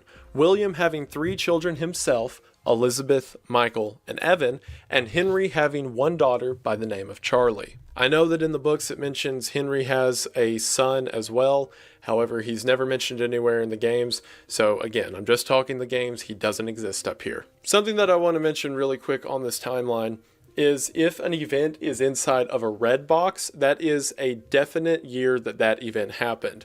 There's not a lot of surefire times we get in the series, so the few that you see with the red box are times we know this happened on this date. The blue boxes are more so guesstimates. In other words, the thing I'm about to talk about says 1980, but it could have also been 81 or late 70s, or the year doesn't really matter, 1980 is just a guess. Looking at the timeline, we can see that William and Henry started Fredbear's Family Diner around 1970. And then, thanks in no small part to the dedication of the owners themselves, as well as the invention of spring lock suits, a decade later they are able to expand their brand, as around 1980, William opens Afton Robotics, and William and Henry continue to expand the business itself with Fazbear Entertainment, which becomes a sort of industrial chain of Freddy Fazbear restaurants. Things were going great for the two. Henry was continuing to manage the brand as it was expanding, and William continued to create more odd and interesting robotic restaurants, which becomes a sort of industrial chain of Freddy Fazbear restaurants. Things were going great for the two. Henry was continuing to manage the brand as it was expanding, and William continued to create more odd and interesting robotic figures. One of these inventions that we see in the games is a small Fredbear plush that seems to have a camera inside of it, as well as a series of animatronics later dubbed Funtime animatronics that it seems William was building during this time. Everything was going great, and it seemed that nothing would stop the pair from accomplishing great things in the realm of children's entertainment. That was until the accident that happened in 1983. For whatever reason, My work is easy because I use ClickUp. Here's how I keep track of all my tasks. I start by brain dumping everything I need to get done in a list view. Next, I set a priority and it seems that Evan was particularly terrified of the animatronics his father was building. And no one's really certain why. People who have gathered information from the books have speculated that perhaps William was purposefully making his child afraid of the animatronics because William knew that they were dangerous. Because, you know, animatronic suits that have like wires and gears holding the animatronic pieces from flying back into place and impaling you, that's called foreshadowing, would be dangerous to go around, especially if William is building them in his house. From what we see in future games, it even seems that William had put cameras throughout his house so that while he was working on his animatronics, he could monitor exactly what his son was doing. In the meantime, Evan's older brother, Michael, began to torment Evan over his fear of these creatures. See, at this point, the brand had extended from not only Fredbear's Family Diner, but there was also Fredbear and Friends, and there were several other mascots that would stand on stage along with Fredbear. One of these was a character by the name of Foxy, so Michael would wear a Foxy mask and begin tormenting his brother because he thought it was funny. William didn't seem to mind this, perhaps even encouraging it, as he saw it as another way to keep his son safe. The events of Five Nights at Freddy's 4, which again according to me is the earliest game in the timeline, followed the nightmares of young Evan Afton. The reason the animatronics look so over-the-top creepy and terrifying is because these aren't real animatronics. These are the nightmare imaginations of a young child who's afraid of his father's creations. And Evan is spending these sleepless nights trying to evade these creatures of his own imagination. That is until the end of the week, whenever Afton and his family go to Fredbear's Family Diner. While there, Michael and his friends, all wearing the mascots' faces, begin to torment Evan and make him get closer and closer to the animatronics themselves. Until Michael makes a joke that Evan wants to give Fredbear a kiss, to which the boys put Evan into Fredbear's mouth, and whenever the animatronic bites down,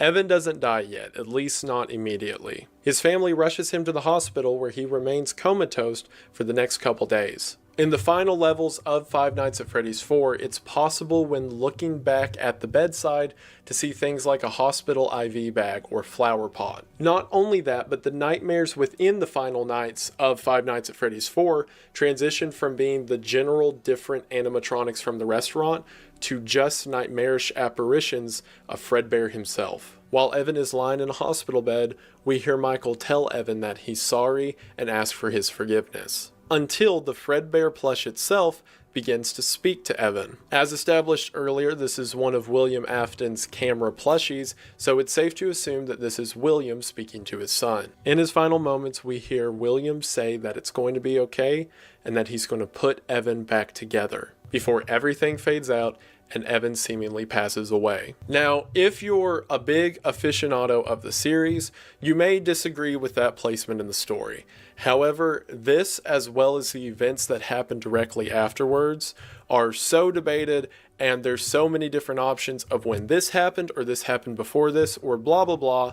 But again, as a story, this makes the most sense to me as the catalyst that began everything. William, a man who wanted to entertain children and managed to do so for decades, began his mad descent when one of his children used one of William's own creations to kill his other child. And then in that father's desperation, he begins experiments and procedures to try to maintain the soul of a child. See, that's where the horror comes from. For those of you who may have not known anything else about the Five Nights at Freddy's games, you've probably heard it has to do with dead children possessing animatronics. And while the rules of it aren't explicitly laid clear, at least not in the video games themselves, it seems that if a child is killed by an animatronic or a piece of their body is put into that animatronic after death, that their soul possesses the animatronic itself. You can essentially think of it as a haunt or a haunted house. If someone dies in a derelict mansion, then they haunt that derelict mansion. If someone dies and their body is put inside of an animatronic, then their spirit possesses that animatronic. And that is exactly what happens here. While we do not know the details of how or why or what happened, either because Fredbear killed Evan, or potentially afterwards, William put pieces or all of Evan's body into Fredbear, Evan's spirit possessed the Fredbear animatronic. See, now the color coding makes sense. This wasn't just a Sunday school teacher gimmick to make the letters look cool.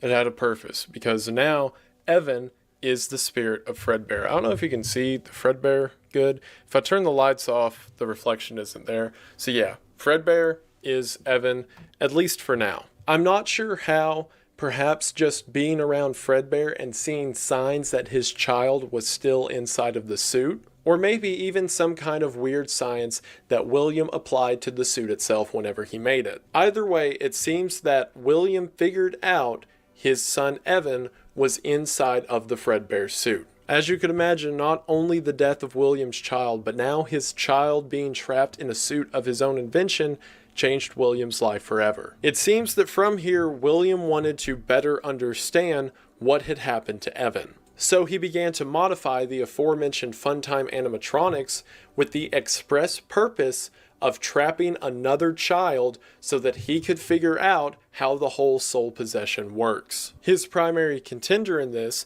being an animatronic known as Circus Baby. Circus Baby was specifically designed with a giant claw inside of its chest cavity, as well as sensors that would always calculate and determine how many people were currently in the room. He did this with the intent of Circus Baby managing to get a child alone all by themselves so that its claw could then come out and grab the child before dragging it into its chest cavity to be killed. She can dance. She can sing. She's equipped with a built-in helium tank for inflating balloons right at her fingertips. She can take song requests. She can even dispense ice cream. With all due respect, those aren't the design choices we were curious about, Mr. Afton. This is, at least according to my timeline, the beginning of William's evil and murderous intent. It seems that the death of his own child pushed William to such extreme lengths that he was now willing to kill another kid in order to either see what happened to his son or perhaps even find a way to bring him back. During the construction of Circus Baby, William's daughter Elizabeth was in love with it, probably because it was an animatronic that looked like a young girl and had the ability to serve ice cream. On the opening day of a new Freddy Fazbear sister location known as Circus Baby's Pizza World, Elizabeth managed to get away from her father and go see Circus Baby all by herself. The Circus Baby animatronic, calculating that Elizabeth was the only one in the room, put out a piece of ice cream to serve her, before grabbing her and bringing her into her chest, to which Elizabeth was killed. Did you know that I was on stage once? It wasn't for very long, only one day. I would always count the children. I'm not sure why. I was always acutely aware of how many there were in the room with me. There were 4, then 3, then 2, then 1. Something happened when there was 1. A little girl standing by herself. I was no longer myself, and I stopped singing. My stomach opened, and there was ice cream. I couldn't move. At least, not until she stepped closer. There was screaming for a moment, but only for a moment. I still hear her sometimes. Why did that happen? We're never shown exactly how William reacted to this, although I imagine this is never what he wanted. In Five Nights at Freddy's 5, also known as Sister Location, Elizabeth mentions many times that her father tried to keep her away, and she specifically went against his will in order to go see Circus Baby by herself. It seems that he didn't want Circus Baby to kill his daughter Elizabeth, however that's exactly what happened. Despite this, however, his plan seemed to work, and the soul of Elizabeth began to possess the animatronic known as Circus Baby. Now, whenever Evan died, it was simply seen as an accident. While Michael and his friends caused the death of Evan, they were children as well, and it could be seen as a bullying incident gone wrong. However, when Elizabeth disappeared, that raised a lot more questions. We're told in the games that the sister location known as Circus Baby's Pizza World, again the place where Elizabeth was killed by Circus Baby, we are told that it was closed due to gas leaks. This obviously being a cover-up for this event here. However, there is no way this could have happened without Henry knowing. He was essentially the acting CEO over Fazbear's Entertainment, and there's no way that they would close down the brand new location on the first day due to gas leaks without him knowing any better. What I think happened, and this is supported by things that happened shortly after this, is that Henry found out what William was up to. Whenever William sees that Henry has created a robot whose sole purpose is to bring in children and then kill them, it probably raised a lot of red flags. We're never told this in game, but perhaps at the same time, Henry also saw that William was trying to rebuild his son Evan, or put Evan back into the Fredbear costume, or whatever I will put you back together means. Either way, Henry was so disgusted, at least by what he saw with Circus Baby, that he kicked William out of the company. Potentially, Henry never alerted the authorities because, for one, him and William had been friends for at least 10 years, and 2, William's actions has caused the death of his own daughter, so perhaps Henry saw that as punishment enough. Either way, Henry didn't alert the authorities, but he did kick William out of the business. There is a scene within a minigame in Five Nights at Freddy's 6, also known as Pizzeria Simulator. The minigame's called Midnight Motorist, and there is a part in it whenever you're playing as a little sprite that is believed to be William Afton. Again, everything in this entire series is entirely circumstantial.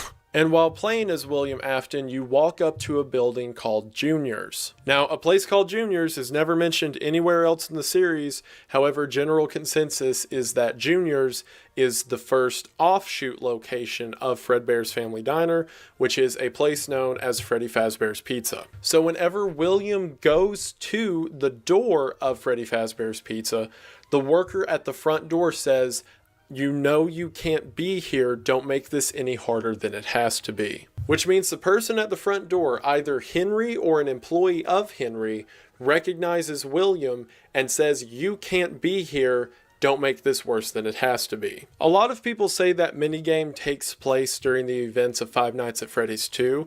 However, I don't agree due to something I'll mention in a minute. In Albion, no matter where you go or what you do, your mount will accompany you on your journey. Perhaps you'll pick... In the rest of that Midnight Motorist minigame, it seems that William goes home, to which someone on the couch tells him, quote, "Leave him alone, he's had a rough day." Before William goes to someone's room, yells at them to let him in before he walks outside and sees that whoever was in the room broke the window and went to, quote, that place again. Now, this is all speculation because most of the stuff in this series is speculation.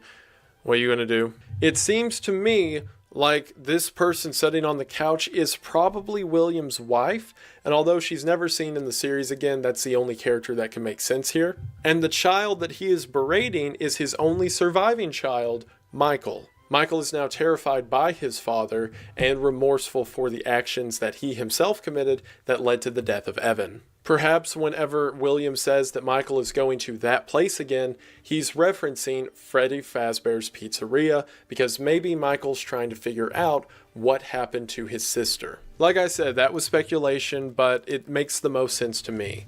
The core takeaway from it is that William is now being kicked out of the locations that he helped create by his business partner, Henry. And while Henry was in his right to do so, I mean, he found William with a child scooping animatronic that he built. Like, you can't let that guy keep working around children. Henry becomes paranoid of the idea that William will try to retaliate. During this time, William makes a new animatronic.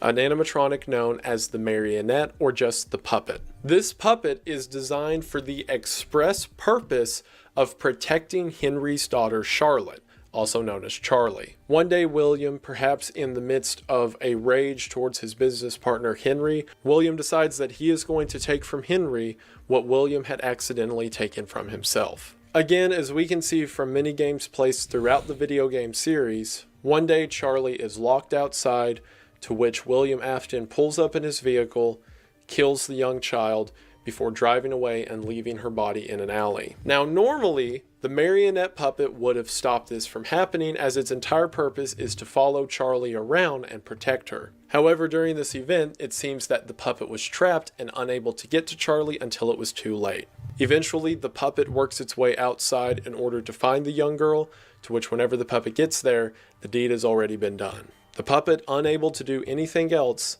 lies down next to Charlie, to which it seems through whatever supernatural means is filled throughout this narrative, the spirit of Charlie possesses the puppet. Perhaps William killed Charlie outside that day because it was just a moment of opportunity, or perhaps he did it away from the animatronics because at this point 2 of his own children had been killed in the proximity of an animatronic and their soul had been taken into it. And perhaps William killed Charlie outside in order to prevent her from possessing an animatronic. However, despite his efforts, as noted here, the spirit of Charlie now possesses the marionette puppet. I like the idea of Charlie being the first murder victim of William, not only because it matches the story more and it makes the first intentional kill more purposeful, but in the events that follow, the animatronics are only possessed because the puppet attaches that spirit to each animatronic. So in order for any of the victims to possess future animatronics, the puppet has to be dead first. Not only that, but a line that Henry says in Pizzeria Simulator heavily implies that his child was the first victim of William's killing spree. Not until I undo what he has done and heal this wound. A wound first inflicted on me, but then one that I let bleed out to cause all of this.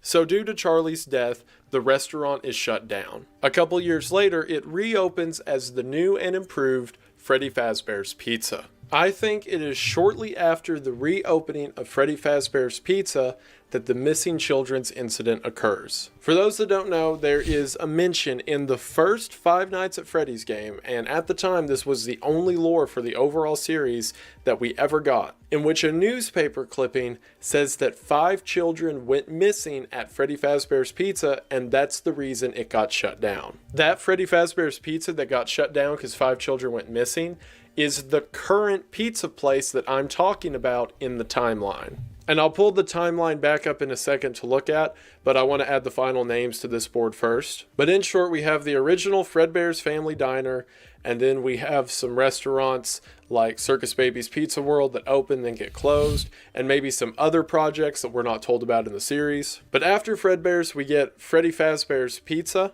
Charlie is killed outside of it, so it is shut down and now reopened. It is shortly after this reopening I think the missing children's incident occurs, and here's why. Whenever you are playing as the security guard, a man by the name of Jeremy Fitzgerald in Five Nights at Freddy's 2, phone guy, or the guy who is giving you the instructional messages over the phone, says that you are at the new reopened Freddy Fazbear's Pizza. Hello and welcome to your new summer job at the new and improved Freddy Fazbear's Pizza.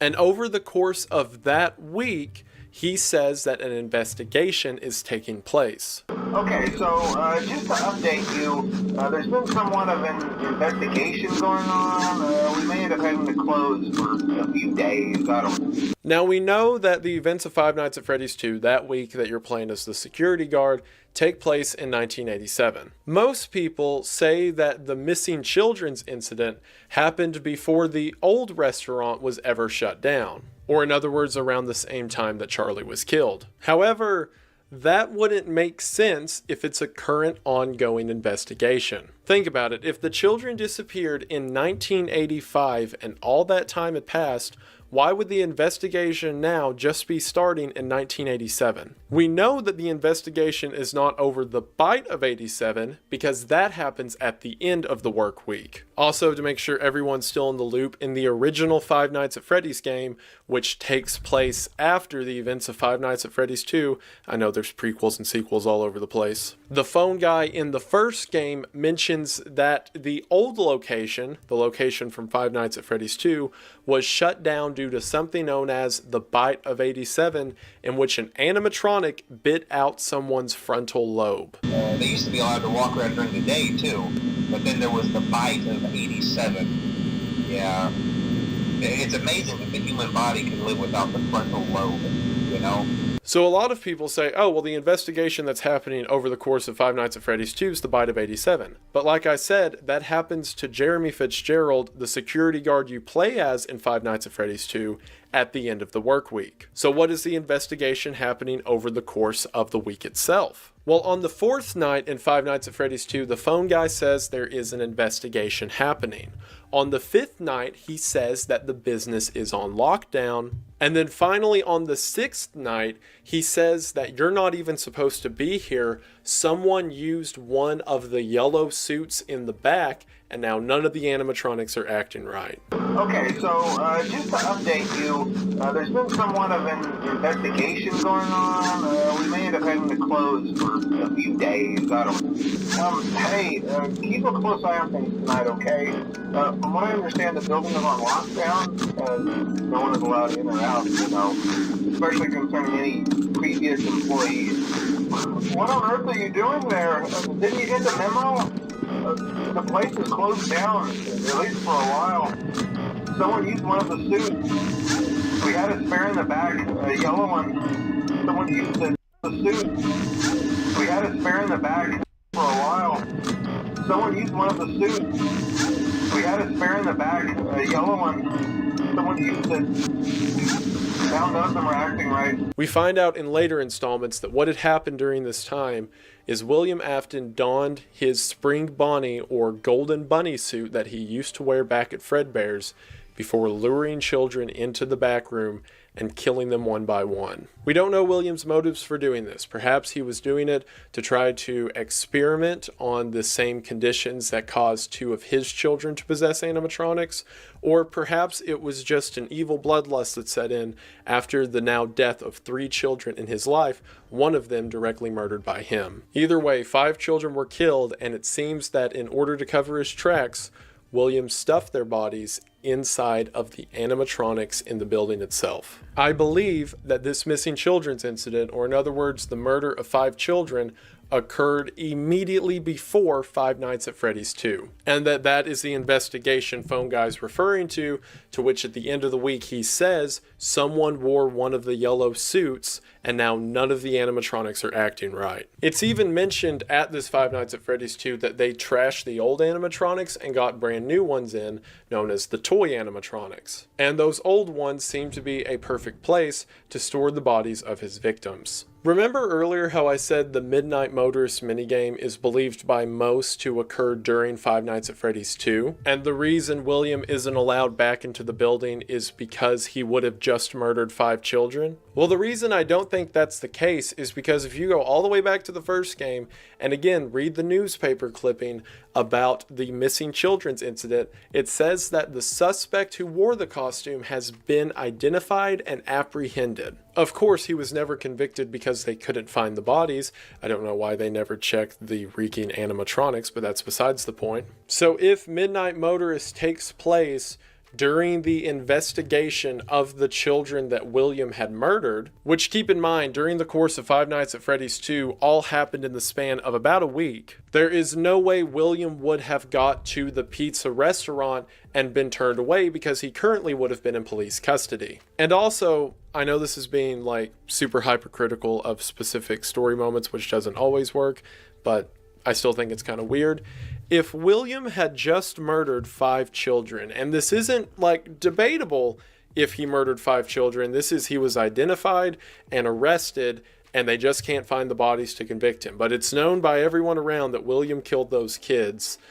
I think him, when he's supposed to be in police custody, coming to the door of the restaurant and then the bouncer being like, hey, you shouldn't be around here. Doesn't that seem like a very low power push off to a guy who just murdered 5 kids in your restaurant? That sounds much more like William was doing some shady stuff and accidentally killed his own daughter and got kicked out. Not he murdered 5 kids like last week. And again, he should be at police custody at this point. Midnight Motorist happens before the death of Charlie, not during Five Nights at Freddy's 2. You can fight me about it. We find out these names from a point later in the series, but the 5 children who were killed by William Afton during the incident were Gabriel, Fritz, Susie, Jeremy, and Cassidy. And those children were placed into the bodies and subsequently possessed Freddy, Foxy, Chica, Bonnie, and Fredbear respectively. Now, it's not known if William put the bodies into the animatronics, or that's indicated in the puppet minigames throughout the series that the puppet, now being possessed by Charlie, went through and attached each of those children to the animatronics themselves. Or more specifically, we know that the puppet was responsible for giving life to these kids. We don't know if that means some more spiritual or metaphorical action, or if the puppet took the murder victims and placed them inside of the animatronics. Either way, the bodies couldn't be found because the bodies of the children were inside of the animatronics themselves. Again, we don't know if the puppet or William did that. Like I said, according to my timeline, this happens immediately before the events of Five Nights at Freddy's 2. So the reason that the animatronics are trying to kill the security guard Jeremy Fitzgerald in that game is because 5 of them are possessed by the spirits of children murdered by William Afton. As we see in several of the flashback minigames, William Afton is depicted as a purple figure, also known as Purple Guy, wearing a security badge. So it's more than likely that William gained access to the restaurant and was able to kill these kids and don the Spring Bonnie suit because he pretended to be a security guard and wore the purple security guard vest. This would explain why 5 children who have recently been killed try to kill the first person they see wearing a purple security uniform. The phone guy phone calls that I've mentioned are pretty much the only way that the character gets any world or lore relevance for the first couple games. At the end of the Night 6 phone call, phone guy tells Jeremy, again the security guard that you're playing as, that he has one job left to do before the restaurant closes down for a while. That job is he has to watch over a children's birthday party the next day and make sure he wears his purple security uniform and stand very close to the animatronics.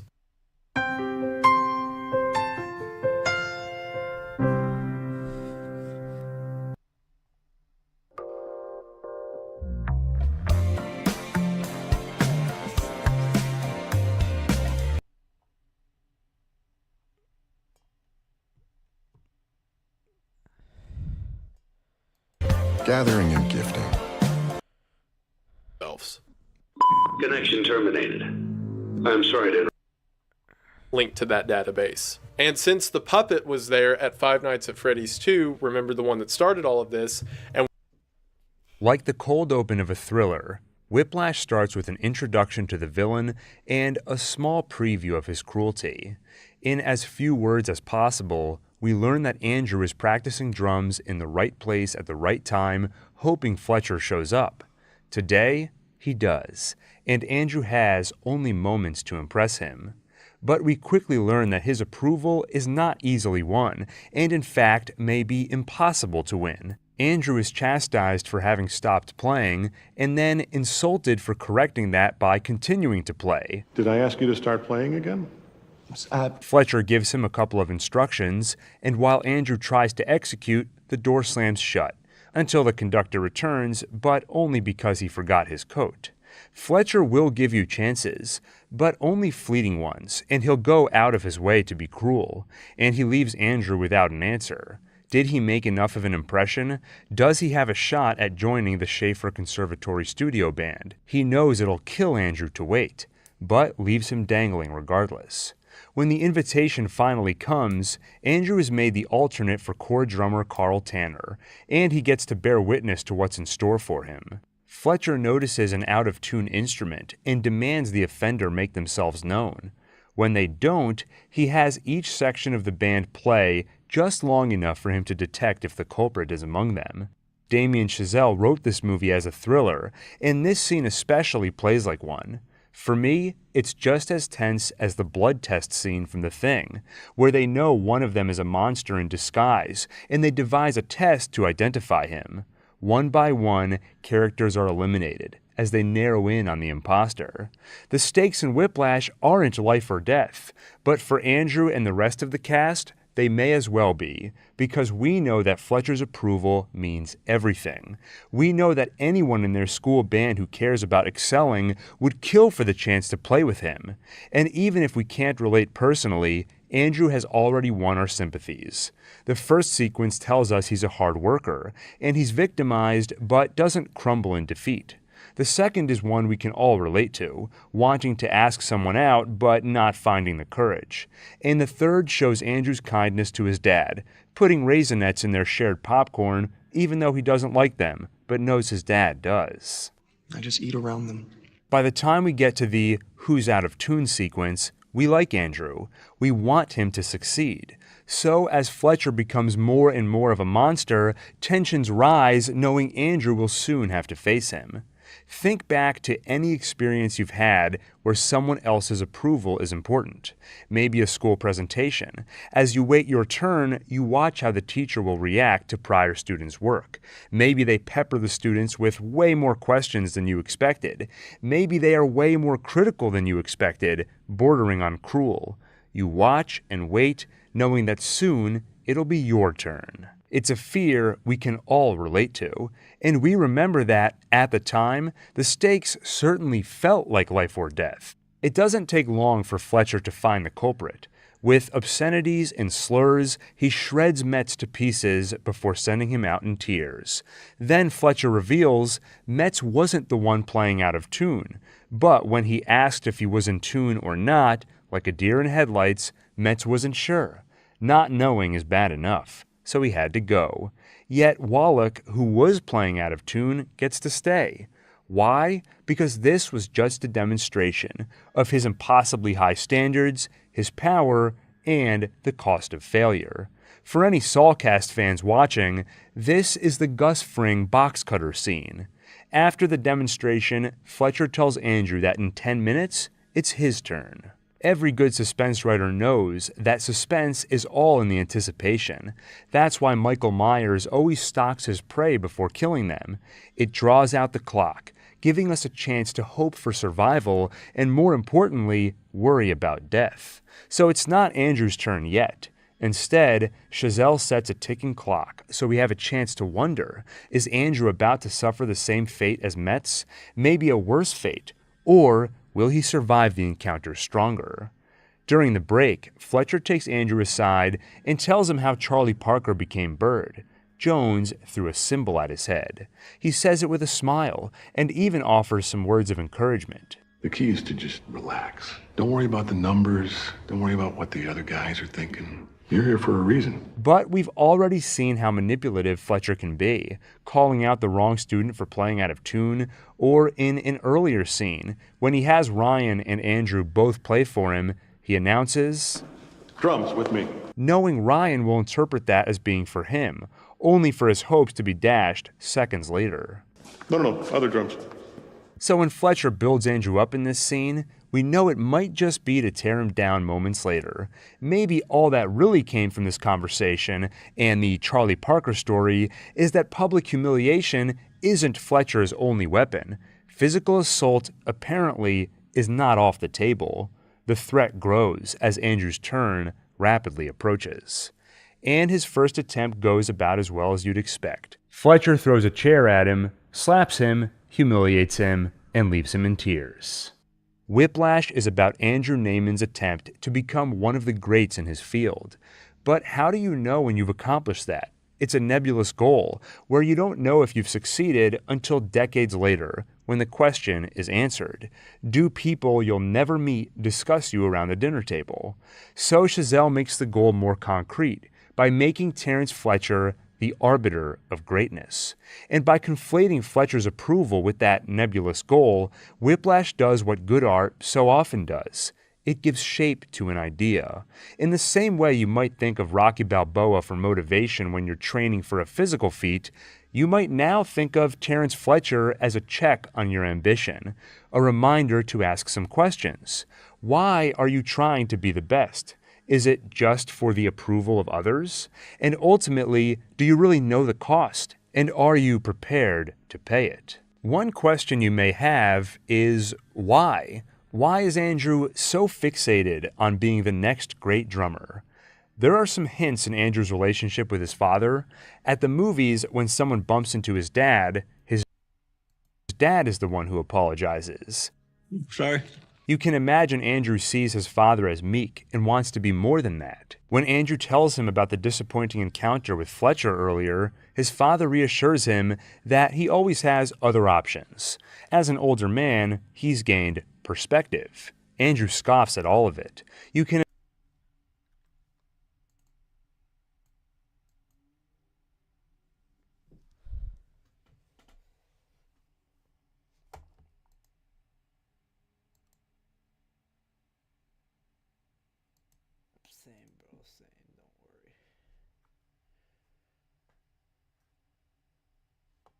Yo, whoa.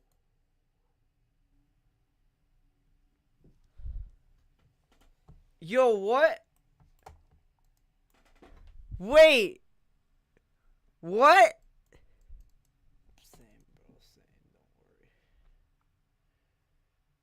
Yo! What? Yo, whoa. How long has this been going on? Yo, what? Wait. What? Bro! Yo! What? Yo, whoa. How long has this been going on? Yo! Yo, what? Wait. What? Bro. But wait, I just said that. Yo! I just said that. What? Yo, whoa. Bro, I just said that. How long has this been going on? Yo! Bro, I literally just said that. Yo, what? What the fuck, bro? Wait. What? Bro, I just said that. Bro. But wait, I just said that. Yo! I just said that, bro. I just said that. What? Bro, I just said that. Whoa. Bro, I just said that. I just said that, bro. How long has this been going on? Like, come on, bro. I literally just said that. Yo, what? What the fuck, bro? I literally just fucking said that, bro. Like, bro, I just said that. Bro, I just said that. I just said that right now. I just said that, bro. Bro! Wait, I just said that. Yo! I just said that, bro. I just said that. What? Bro, I just said that. Whoa. I just said that. I just said that, bro. How long has this been going on? Like, come on, bro. I literally just said that. Yo, what? What the fuck, bro?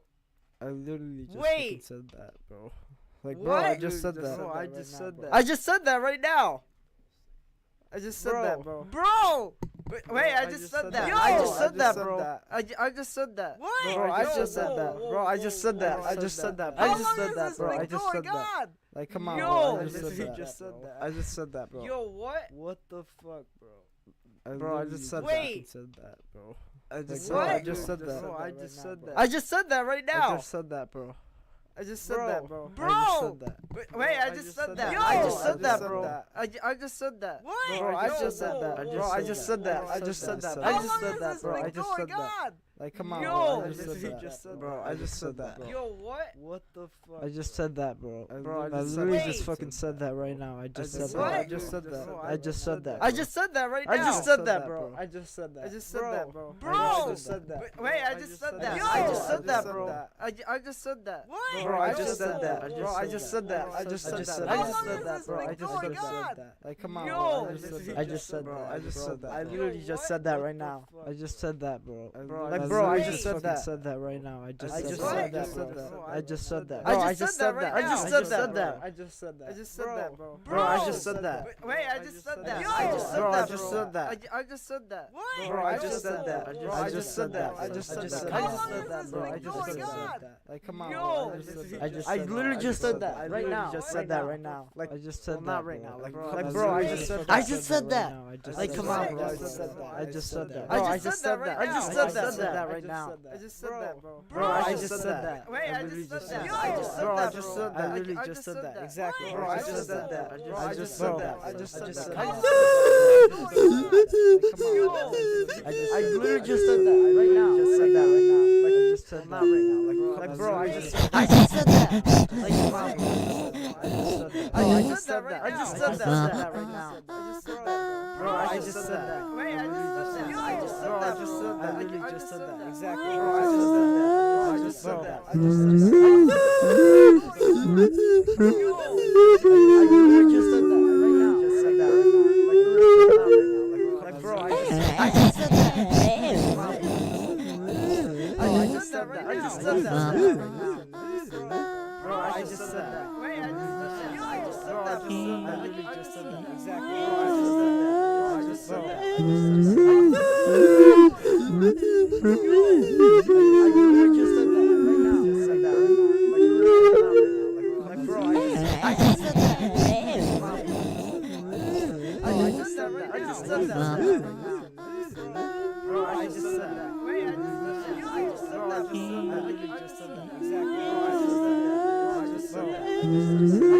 that.